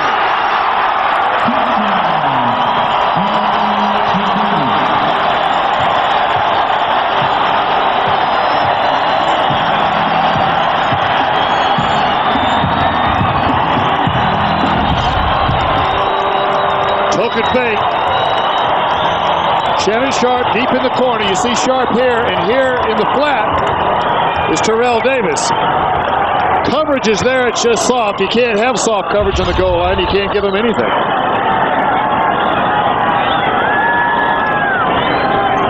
Elam will try to put it up and in, and he does. John Elway has thrown 3 touchdown passes. Terrell Davis grabs that, his second of the year. It's fair to say the Broncos are back in business. When you're a mile high, you got to get that air. That's what Davis is doing as he just caught the touchdown pass. The line drive kick by Elam on the 19-yard line, picked up by Reggie Brown, and head over heels he is sent to the 29. Whacked by Derek LaVille. John Elway just put together a perfect drive. He went 5 of 5. It's all Denver, 21-7. The NFL on CBS is sponsored by Southwest Airlines, proud sponsor of the NFL and official airline of the Super Bowl. And by Killian's Irish Red, which reminds you one look says a lot. It was 50 below earlier in the week with the wind chill here in Denver with Sam White, Kevin Harlan. We're at Mile High. Seattle is staggering. First and 10 from the 29. Kitten a rush. Throws down the sideline. It's caught by Pritchard at the 47. In a 19. Seahawks needed that play in the biggest of ways. Beautiful fake. The ball's going to come fake here, and he's going to drop straight back behind the pocket. Now look at Pritchard back into this corner. He's going to find an open spot. That ball is not thrown to the receiver. It's thrown to an area. It's the job of the receiver to get there on a timed throw after the fake. Pritchard used to play for Denver.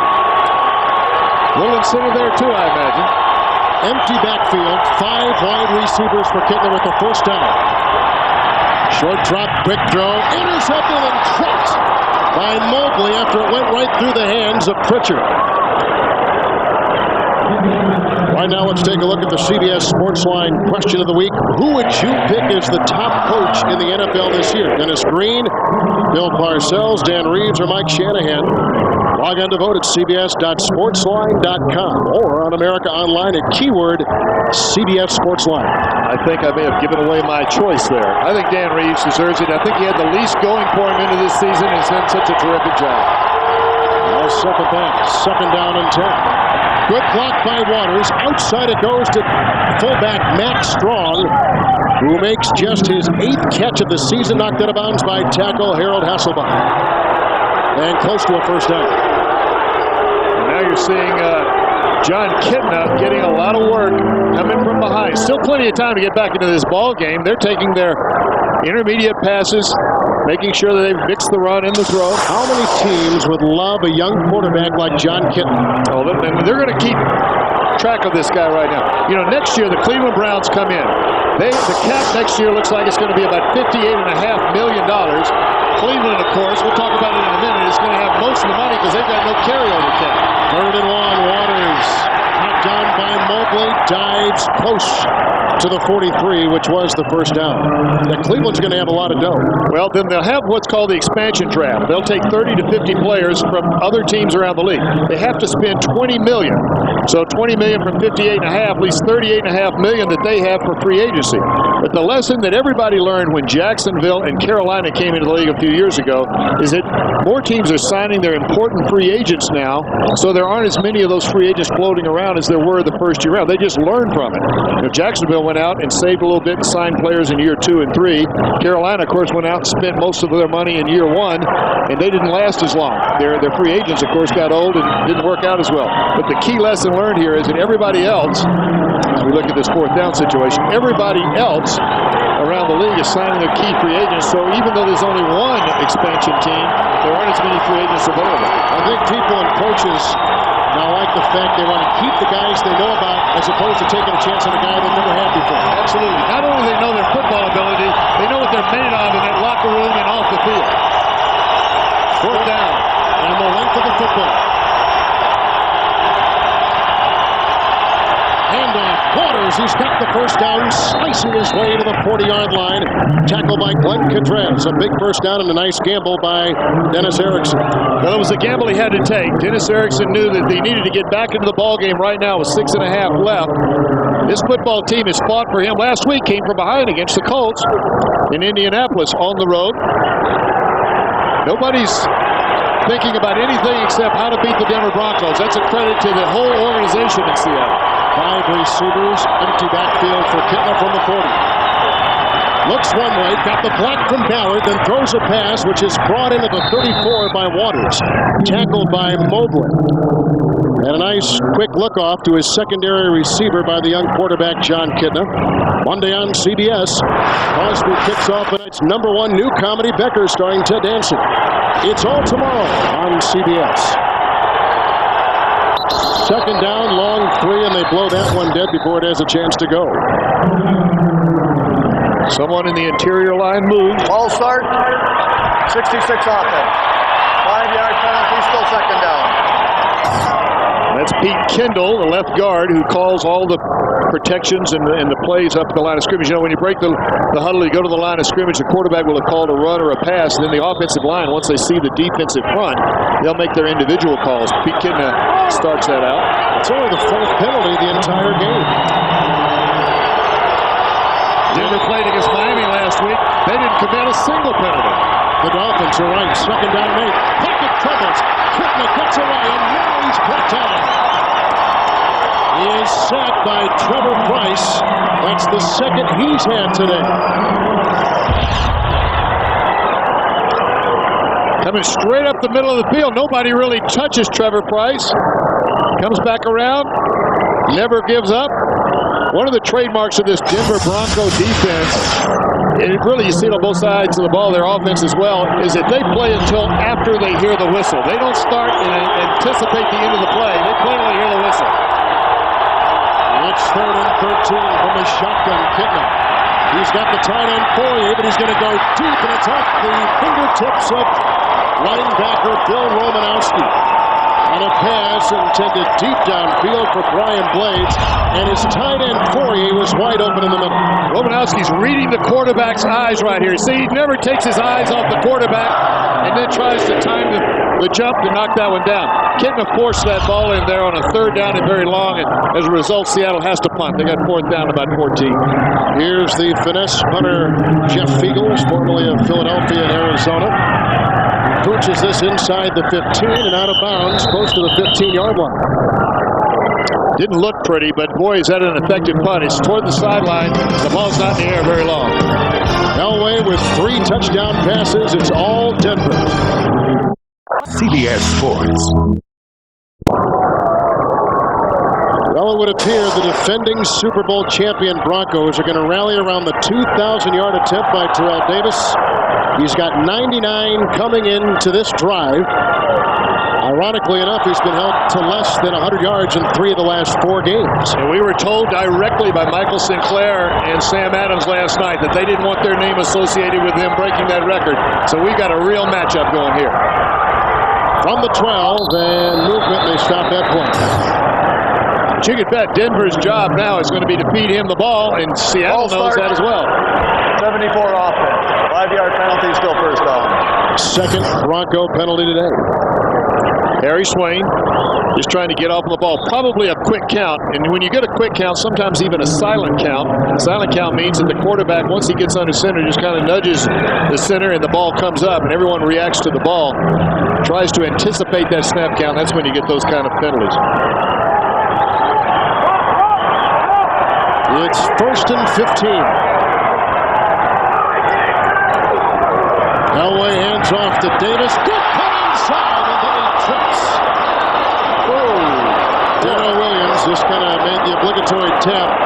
This is Davis's 31st career 100-yard game, his 11th of this season. And here's the strategy going on. 8 men are around the ball for the Seattle Seahawks. They're trying to fill gaps. Michael Sinclair last night said, here's how you stop them.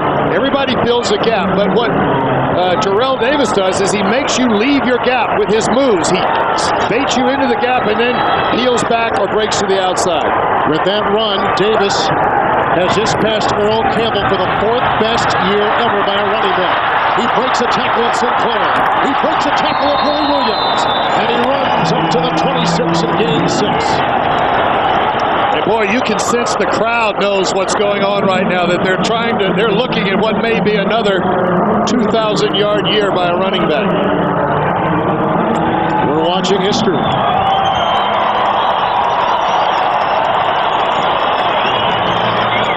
So he's just passed Earl Campbell for the 4th best running season ever in the NFL.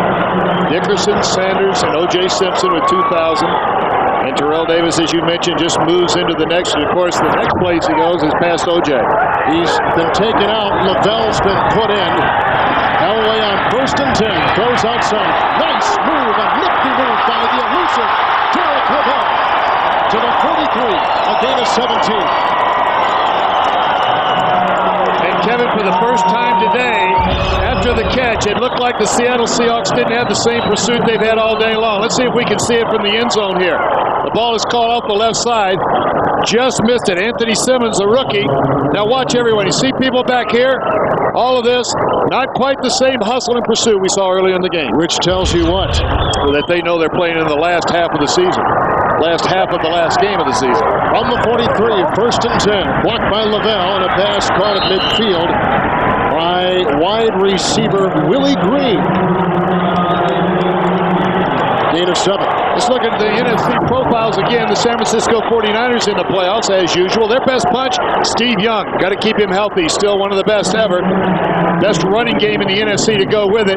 The Achilles heel, maybe that pass defense and a rookie field goal kicker if it comes down to that. And, of course, the other part of the equation is they're only 4-4 on the road, and they're going to be on the road a lot in the playoffs. Davis is back in against the call. Blocked by Griffith. Davis was stymied by Riddick Parker and Chad Brown and picks up a couple.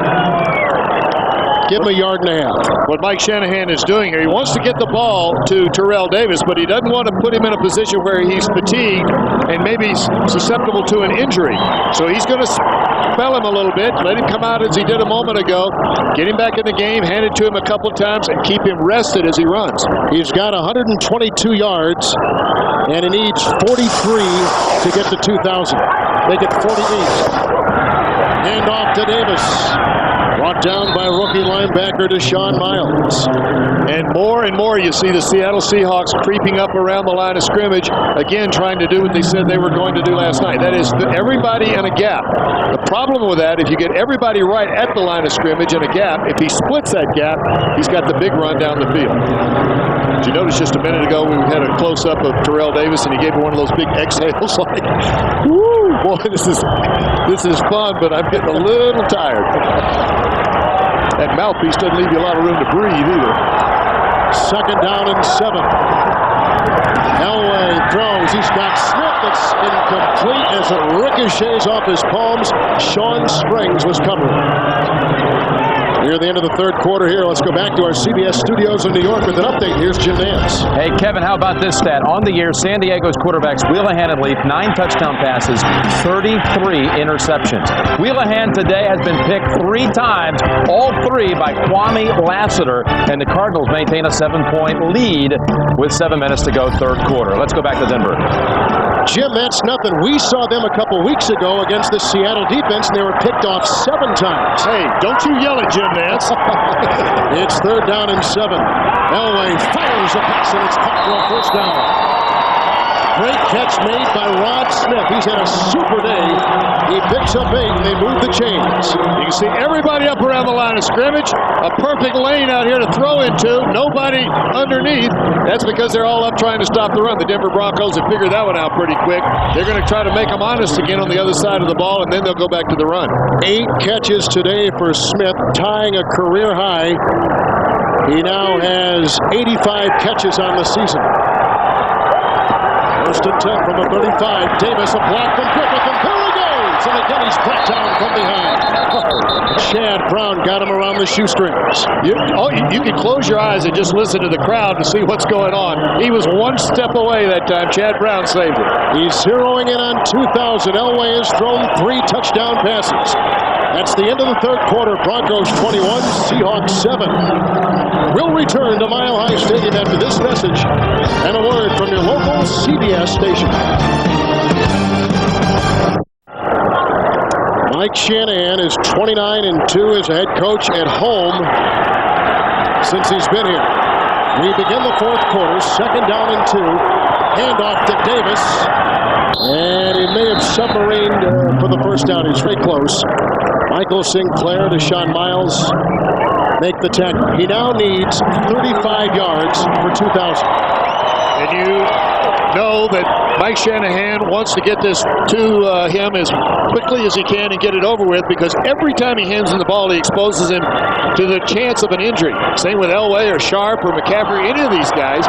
The tightrope that Mike Shanahan has to walk now is to get this thing done, get the win over with, and don't get anybody hurt. Davis gets the first down. McCaffrey's in motion. Here goes Elway with time. Second option is the fullback Griffith. 1-on-1 with the rookie Simmons, and out of bounds he goes. Visit the NFL Online and get ready for the wild card games with playoff previews and video clips from historical postseason matchups at NFL.com or on America Online at keyword Team NFL. On that a little bit, I was looking your name up the other day on NFL.com. Were you really? Yeah, you're listed under also participating in the league. So. What does that mean? I mean, I've seen your name on there many times. Yeah, I'm on that list. Don't go there list. 2nd down 6, a fake by Elway, chased by LeBouncy, gets by LeBouncy and throws a pass. It's caught by Rod Smith again. He's at the Seattle 7. He picks up 12. He's put in a career day today against the Seattle defense. 1st and goal, Denver. Well, I'll tell you what. Fake this way, rolls this way, and Mike Shanahan has everybody fooled on the Seahawks. They're looking for the ball being handed to Terrell Davis, as were we, and that's 2 throws in a row, 2 passes in a row, and they're open down the field because everybody's up so tight playing the run. From the 7-yard line, 1st and goal. Fake handoff. Here goes Elway. Finds an opening. Gets by the defense. Look at the time he's got. Here comes Brown. There goes the pass. Touchdown. Flags are on the field. Rod Smith made the catch. I cannot believe Rod Smith even came back in. He was 3 or 4 yards out of bounds at the end line. He knew he was ineligible. All he was doing is running the risk of a penalty. The effect, though, it's going to push him back, and that gives more yardage for Terrell Davis to run, to gain. Illegal touching of the ball by the offense, number 80. Went out of bounds, came back in, first to touch the ball. 5-yard penalty, still first down. The rule is, watch right, here he is up here at the top. He's going to go out of bounds, way out of bounds. He's in the white there. That's 6 feet of white. Look at the top of the screen. Right up here you can see him. Now here he goes, out of bounds. Okay, he cannot be the next person to touch the ball. He can touch it after maybe a deflection or something. Springs gave him a pretty good shot. Springs a good defensive back. 2nd and goal from the 13-yard line. Davis is in. He gets the call. He gets a block from Jones, and he's inside the 10 with a gain of 3 and tackled on the play by Phillip Daniels. You know, if they choose to give the ball to Terrell Davis here, the effect of that penalty is it adds 5 more yards to the total rushing yardage of Terrell Davis. When they were throwing the ball, what they were doing really was subtracting potential yards that he might gain. Terrell Davis, though, using him wisely, there's still plenty of time for him to mix the run and the pass. He's got 139 yards. He needs 31. 31 to go. Second down and goal. Good block by Davis on Sinclair, but here comes Sinclair, and he's on Elway, and down he goes.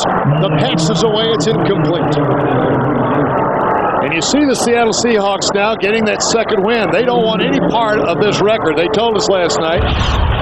At the same time, Denver is doing a terrific job of mixing things up and not just going to run to try to get that 2,000 yards right away. And if I'm a coach for the Denver Broncos or a fan, I'm saying please don't come down wrong on that knee or that ankle when you're sacked or tackled like that. Or the back or the ribs or the shoulder or the knee. They're right on down the line. They're all freak injuries at that point. And Elway has burned one of his timeouts. That's the first timeout taken in the second half with 12:20 to play. The NFL on CBS is sponsored by the NASDAQ Amex Market Group, the market of markets, and by Castrol GTX Drive Hard. John Elway has thrown for over 310 yards today, his 36th career 300-yard game. And he owns not only this stadium, this town, this state. They love him here. And it's third and goal from the 10. 15th play of the Denver drive. Elway on a block, has the receiver. It's caught by Willie Green at the 1. Now it's fourth down and goal inside the 1. Green with his second catch of the day, and Elway was right on the money. Watch this late throw. The ball's going to be thrown off his right. He's not going to help over the top. See him kind of throw it sidearm, but he throws it right at the corner. Nobody can get to. Whoa! It looked like. Let's see if he gets both feet in that time. Goes to his right, secondary receiver. You saw him looking left at the beginning. Willie Green 1-2. He gets both feet in. Good call. Both officials right there on that one too. It's fourth down, goal inside the Seattle 1. Davis in the backfield. Big handoff. Here comes Elway. Throwing a touchdown pass to Shannon Sharp.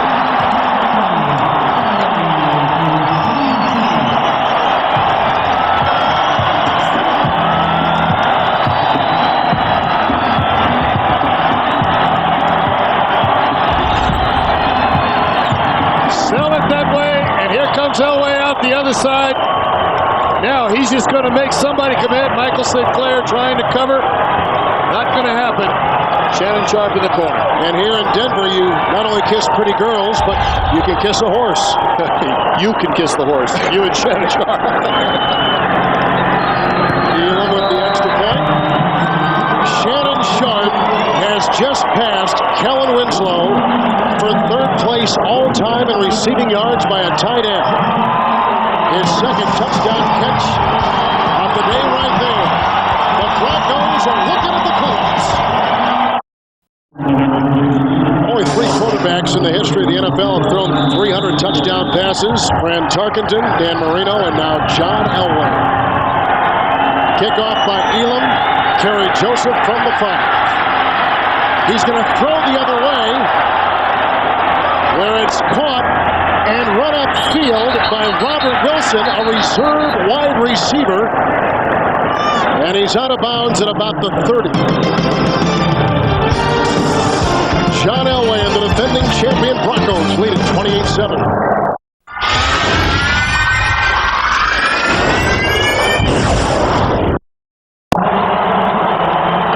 John Elway, 4 touchdown passes. The Broncos have known for the last month they're going to be in the playoffs, but now they look ready for the playoffs. They've got the edge back, Kevin. From the 30, first and 10. John Kitna winds up. He's got Galloway, and he drops it again. Galloway has dropped 4 passes today. It's second down and 10. Going up against Tyrone Braxton. Oh, excuse me, not Tyrone, it's Ray Crockett right down the sideline. Did not step out of bounds. The ball is dying as it reaches him, just doesn't overextend. You know, you've got to run through the ball when you get out there like that as a receiver. You can't rely on your hands because the ball is falling almost straight down as it comes in. Second down and 10 from the 30-yard line.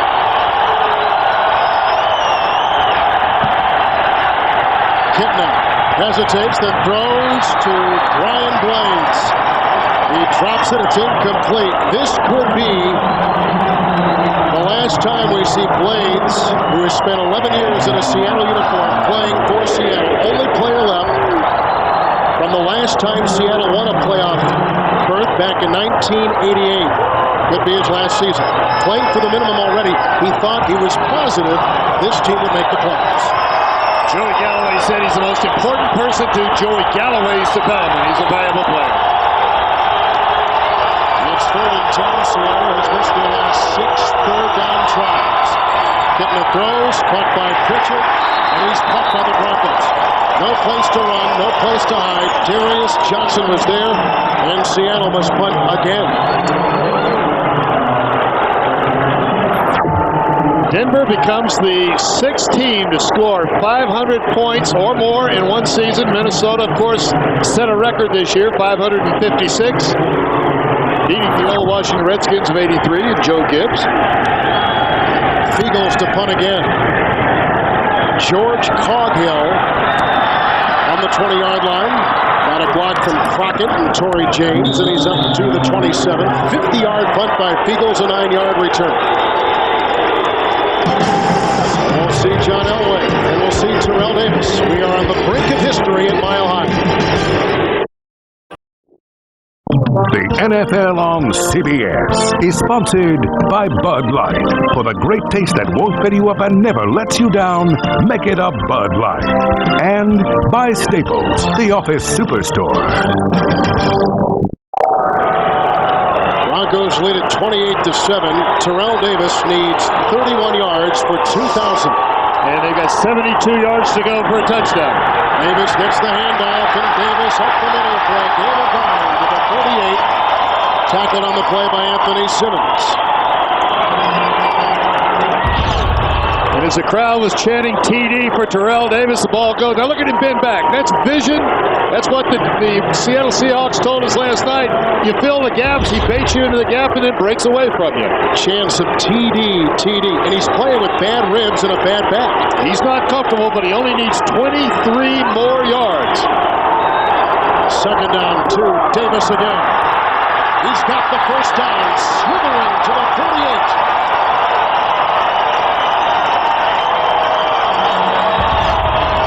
I'll bet you Terrell Davis can't tell you what's hurting right now, if anything. Look at that up front blocking. That offensive line is doing everything they can to give him a good running start. Spin back again. He started to his left, bends back to the right. Jones, Slareth, Nalen, Neal, Swain, all of them have a part of it. 1st and 10. Davis again. He spurts down to the 48, picking up 4. Brings it to 19 by my count. And a Seahawk is down. Matt Labantu, who made the tackle on Davis moments ago. Take it back. It's Anthony Simmons. The young rookie. Well, I guess all rookies are young, aren't they? Fast, speedy linebacker. On Monday on CBS, more and more people are discovering that Everybody Loves Raymond is the funniest show on television. Find out why Monday at 9, 8 Central, right here on CBS.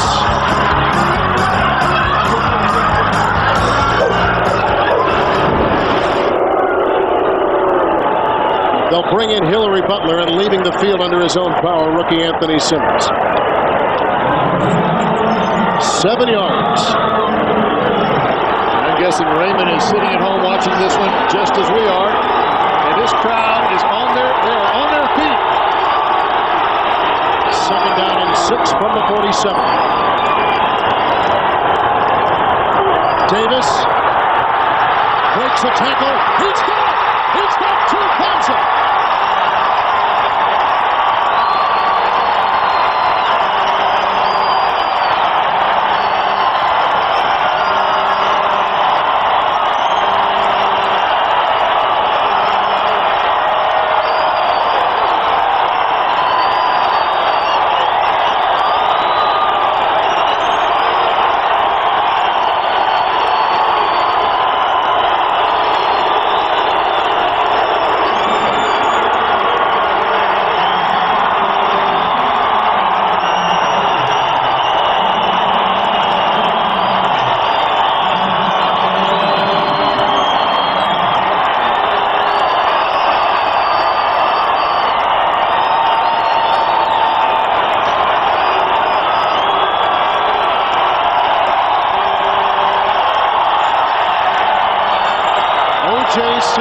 in 73.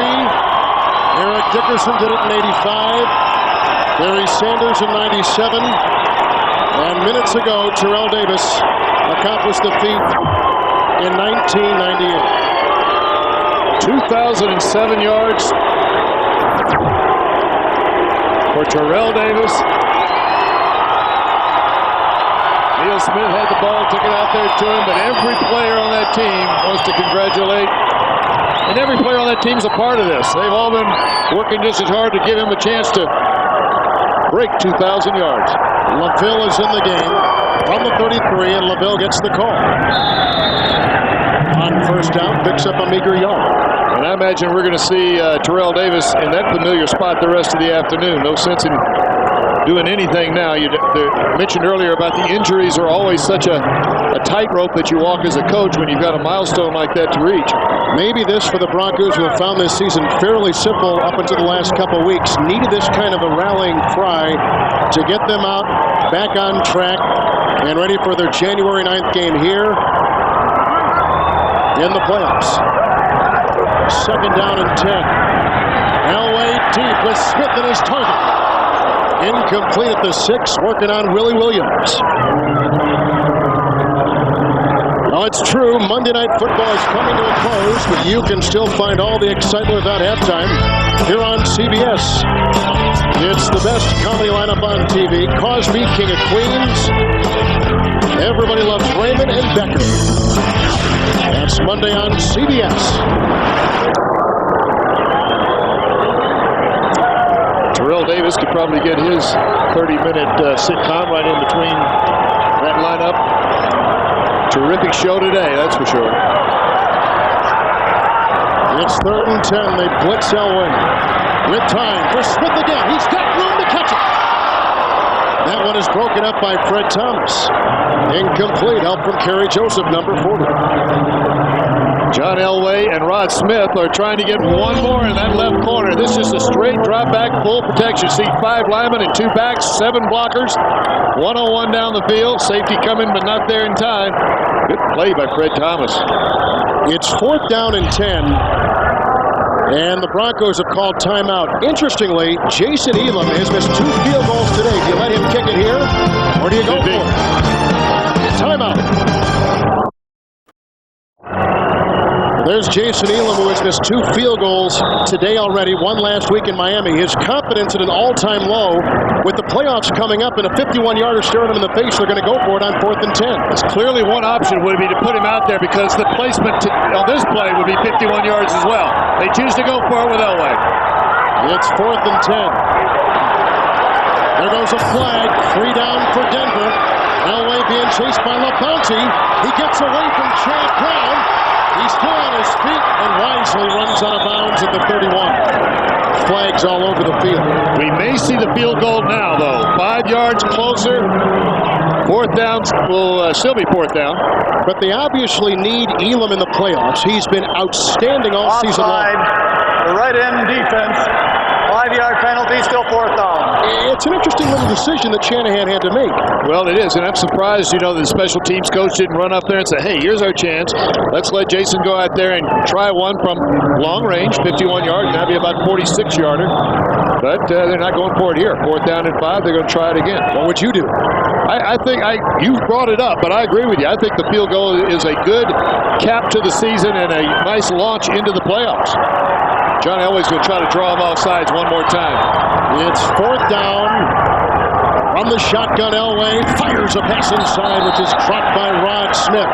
Covered by Fred Thomas, and on downs, Denver turns it over to Seattle. And a little shoving and pushing here by some of the interior linemen. You did. It's an interesting point. Jason Elam has missed one today for 51 yards. A couple last week. Would have been a chance to get that confidence back. We'll never know. Timeout. The NFL on CBS is sponsored by Hertz. Nobody does it exactly like Hertz. And by IBM. Are you ready for e-business? Dusk in the Rockies. 2,000 yards, over 2,000 yards for Terrell Davis today. Seattle gets it back. After 28 and trailing 28-7. John Kitna to the air. Got a block, moves up, hit as he throws by Tanabasa, and it's incomplete. Romanowski just about had it. Well, this season has been a disaster because they loaded up on free agents for the second consecutive year. They began the season 3-0 for Dennis Erickson. They've got the number 4 payroll in the NFL, and they've been eliminated from the playoffs for the 10th consecutive season. They've got a terrific defense, a lot of big stats, lead the league in sacks and interceptions, a lot of returns for touchdowns. So they've got a lot of things in place right here. But the speculation is that a change might be made simply because they didn't make the playoffs. They'll point to that Testaverde non-touchdown call and all those kind of things. But it's only speculation at this point, but we have to bring it up that this is a real... 93 defense. 5-yard penalty, still second down. Especially, Sam, when you look at what Atlanta did, going from 7-9 to 14-2. Minnesota from 9-7 to 15-1. Buffalo from 6-10 to 10-6 in Detroit. You know, struggling the way they have. These are teams that have made the change in the past, but unfortunately not for Seattle. Catch made by Christian Fourier. Guy who played tight end at Colorado. You know, talking to Dennis Erickson last night, you can see the strain that he's going through because he hears these things. There's no way as a coach that you don't know these conversations are going on. At the same time, you've got to get the team ready. To his credit, this team has played hard for him all the way down, coming from behind last week to win. They've played well here today against just a better football team. First down up to the 44-yard line for Kitna. Down the middle, Fourier again is open. He's inside the Denver 33 in the gain of 24, tackled by Coghill. Friday, January 8th, the adventure is back when the Magnificent Seven returns with all new episodes. Don't miss the drama, the action, and the romance. The Magnificent Seven premieres Friday, January 8th on CBS.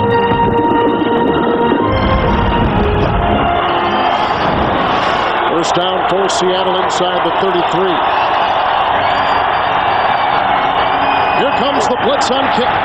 Throws it outside, and the attempt by Waters trickles off his fingertips. Romanowski was there. Just a couple of inches away from a in-stride catch by a Ricky Waters, and he would have been one-on-one in the open field. Good read by John Kitna. I'll tell you, this guy's an exciting prospect in the National Football League. He's got quick reads. He's got a quick release. He's elusive. He does understand, as he told us last night, he does understand defenses. We've seen him react the right way too many times today. He took the place of the demoted Warren Moon at the end of November. Second down 10 from the 32. Kitna moves up, hit by Price, throws a pass, incomplete. There goes a flag. It's off the fingertips of Galloway. But flags litter the field at the 2-yard line. Gordon was there, 21. Gary Gordon got there too early that time on the inside move. Galloway going to the inside, outside technique by Gordon. Now you're going to see contact here. No, excuse me, it's picked up right at the last minute there by number 27 it is. Steve Atwater. 21 it is. And just there too early, that is Darian Gordon. They got him.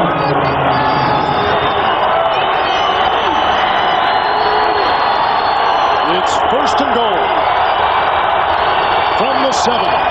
Kitna to the end zone, caught for a touchdown by Pritchard.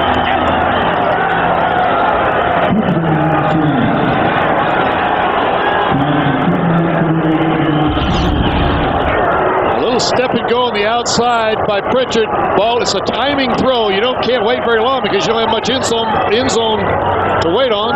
Darius Johnson is beat. He's playing way inside looking for a slant, obviously. See how far outside Pritchard got on Johnson.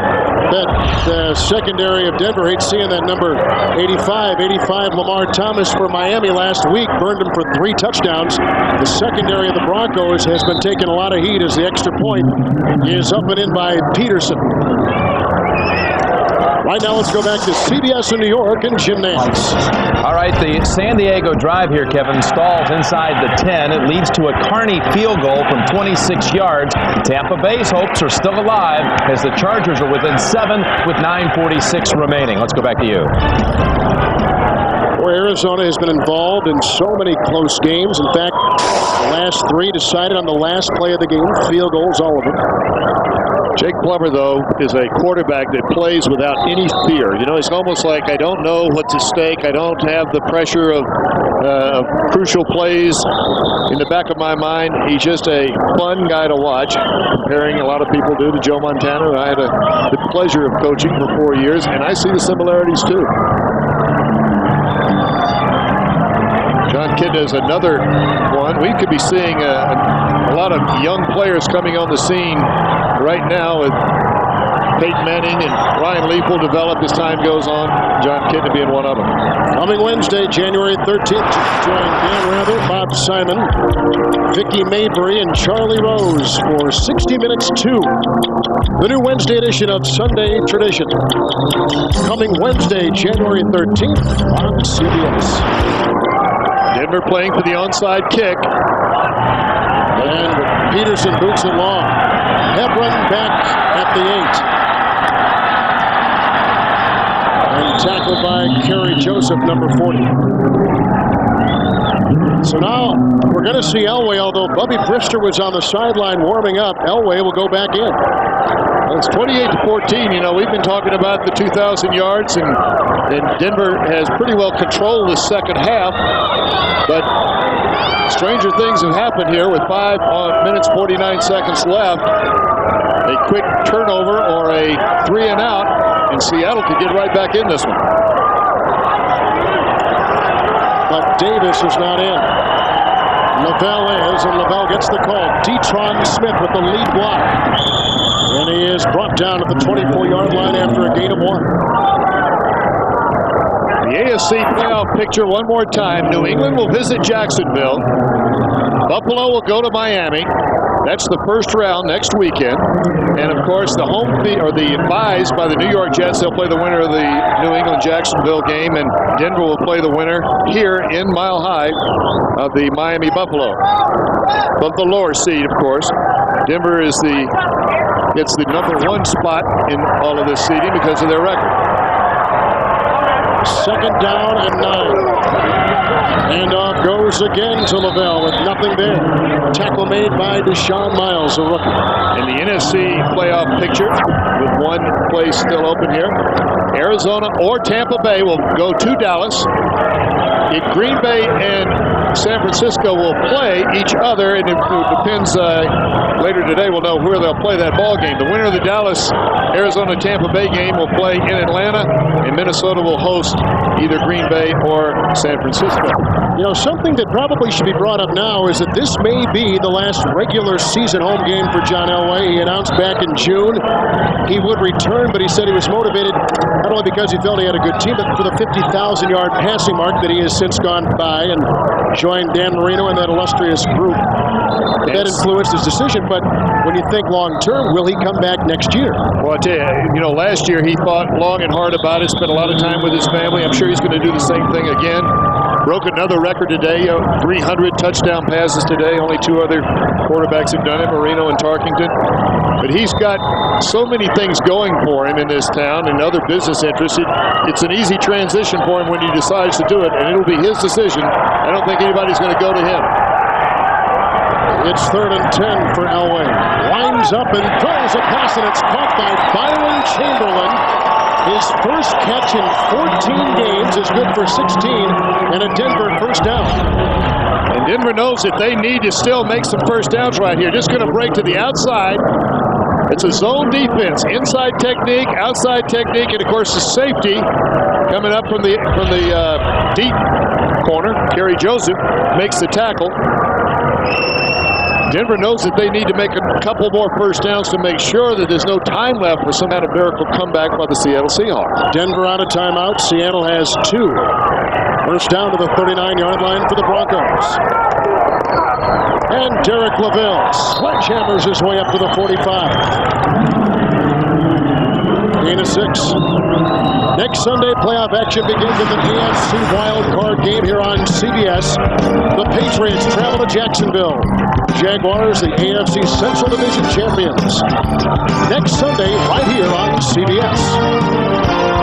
Well, That's a battle of two beat-up football teams, injured football teams. Tough place to win in Jacksonville if you're the visiting team.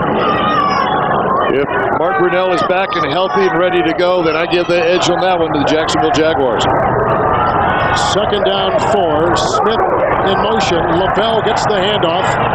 Digs his way close to a first down. Well, they've got the second unit in the backfield with Lavelle and Detron Smith. As you see, Arizona still holding on with 8.5 to play against San Diego. By the way, the Chargers coming in with one of the best defenses all season long in the NFL. Well, they've been terrific. The only thing missing in San Diego this year was a veteran quarterback to bring Ryan Leaf along or Craig Wheelahan along.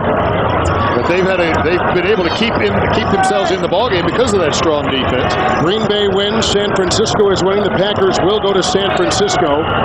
Atlanta. I don't know what to think about Atlanta. 14-2. Tony Martin, the next San Diego Charger receiver, 3 receptions there. Buffalo with Rob Johnson starting at quarterback, not Doug Flutie, goes to 10-6 as they snuff out Mike Ditka and the New Orleans Saints. Well, Atlanta's for real. They're a football team that's beaten too many good football clubs not to beat. Carolina came from behind to beat Peyton Manning and the Colts. It's 3rd and 1. Lavelle, Chad Brown comes through to make the tackle. He's had a great season. Seattle takes their second timeout in a row. They're still fighting to stay in this thing.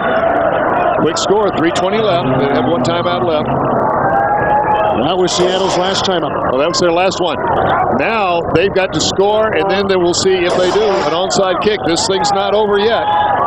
That's why you saw John Elway put the ball down the field. Denver Broncos understand how unforgiving this game can be. But with this lead at this stage, would you have put in Boomer Esiason or would you have put in Turk Schoner? Who would you have put in? Well, neither one of them played for the Broncos, so that's a tough, trick question. But I'm talking when you took your team to the Super Bowl in '88. I just love Turk Schoner so much that I would have put Turk in there. Boomer would have fought tooth and nail. He wouldn't want to come out of the ball game. We had a few of those on the sideline discussion. Here's Tom Ruin. Kerry Joseph is back from the 15 and up to the 27-yard line. Hit by Dwayne Carswell. Seattle came with the all-out rush on the punt. Line drive punt. They got field position. Now although 3:11 remains in the game, we look at the famed no huddle. And it's great. Season is already over. It hadn't been fun, and let me just tell you, I'll echo that one. It's the way it should be. It has been a great year. How about this official down here at the bottom of the pile? Been a lot of scratching and clawing going on this year, but it has been a lot of fun. 1st and 10, Kitna. Good block thrown by Waters, but the flags are down, and so too is John Kitna with Darius Johnson making the sack. But the flags may dictate a face mask, and indeed they do. And I would imagine this is a 15-yarder because he held on to it and took John Kitna all the way down with that face mask. See what they call. They'll discuss this, not only where it happened, but the intensity of it. Personal fall, grabbing and pulling on the face mask. 25 defense, 15-yard penalty, first down. We're not just the garden variety, either, the big baby. Here he is coming from this side. He jumps, pulls it down. There's the grip. Now, if he lets go right now, he probably only gets 5. You see, he holds on. As long as that head's pulled down close to the chest, that long, they're going to give you 15. Just to wrap up the Terrell Davis story from today, officially 2,008 yards for the season on what was a terrific day rushing the ball. It's 1st and 10 for Kitna with the deep drop. It's incomplete. Romanowski was covering. Well, for those of you expecting to see 60 minutes, you're watching the NFL on CBS. And the game between Seattle and Denver. I'm Kevin Harlan along with Sam Weish. Broncos lead the Seahawks 28-14 on 4 Elway touchdown passes. And a reminder, 60 Minutes will be seen in its entirety immediately following this game, except on the West Coast and the Mountain Time Zone. 2nd down and 10.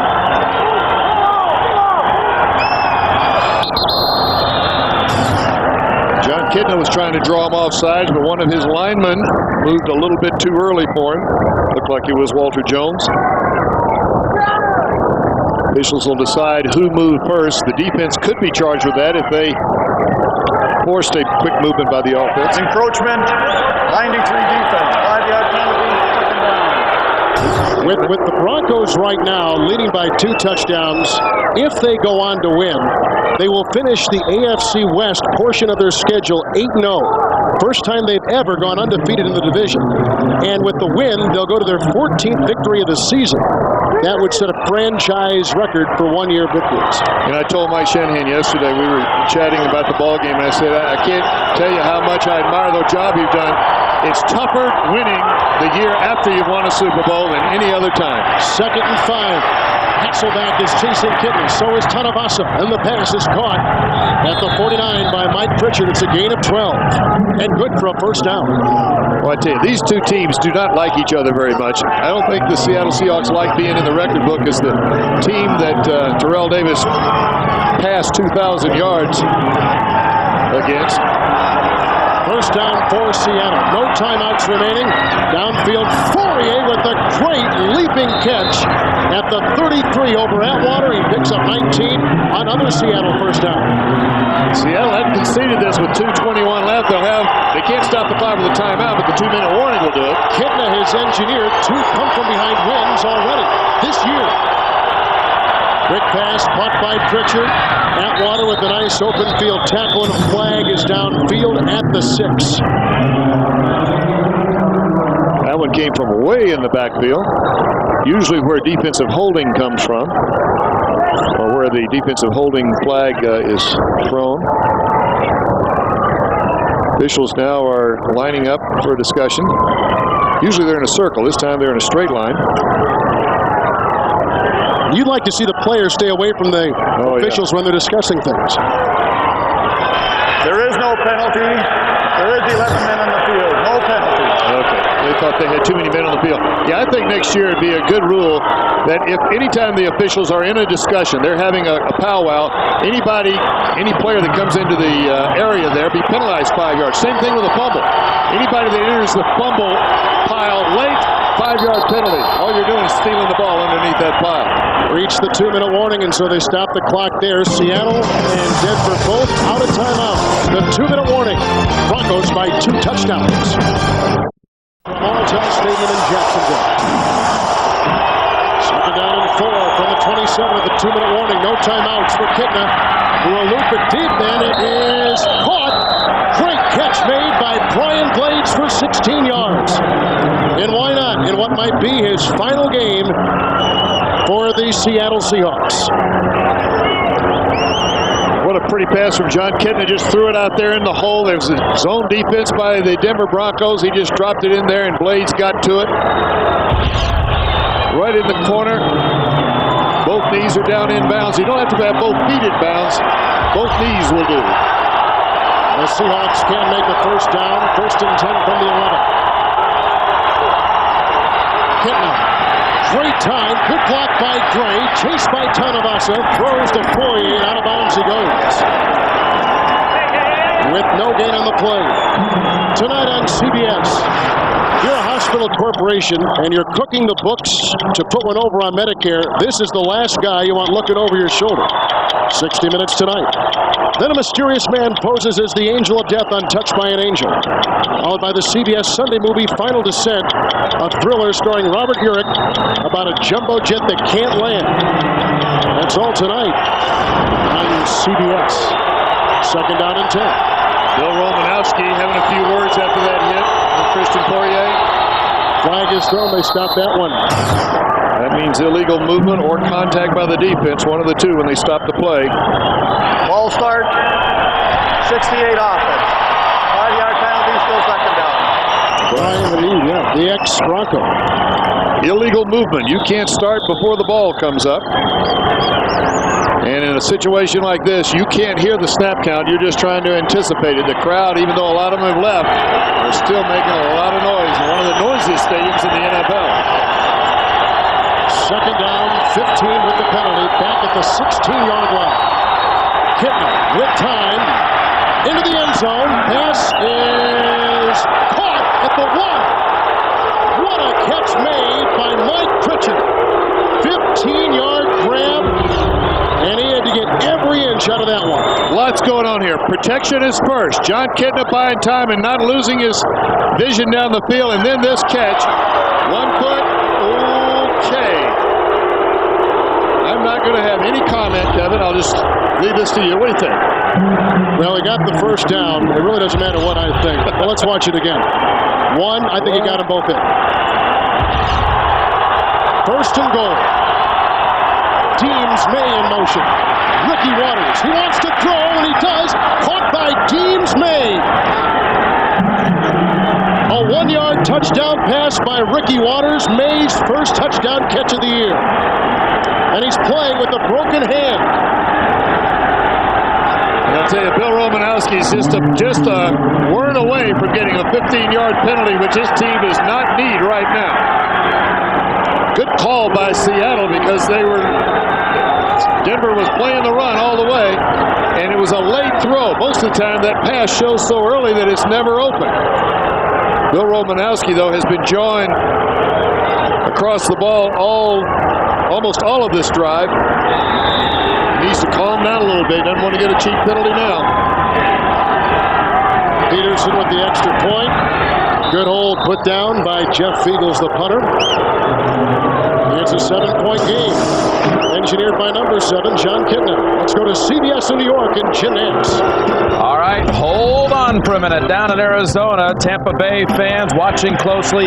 Wheel a hand to Ryan Thilwell, down 7, and he drops the football, and it's picked up by Kwame Lassiter. His 4th interception of the day. 3:25 remaining now, and Arizona has the football. Back to you. Thilwell was on the San Diego practice squad after being let go by San Francisco, and the kid they really like down in San Diego. Well, I'll tell you what. There are some things that are just out of your control.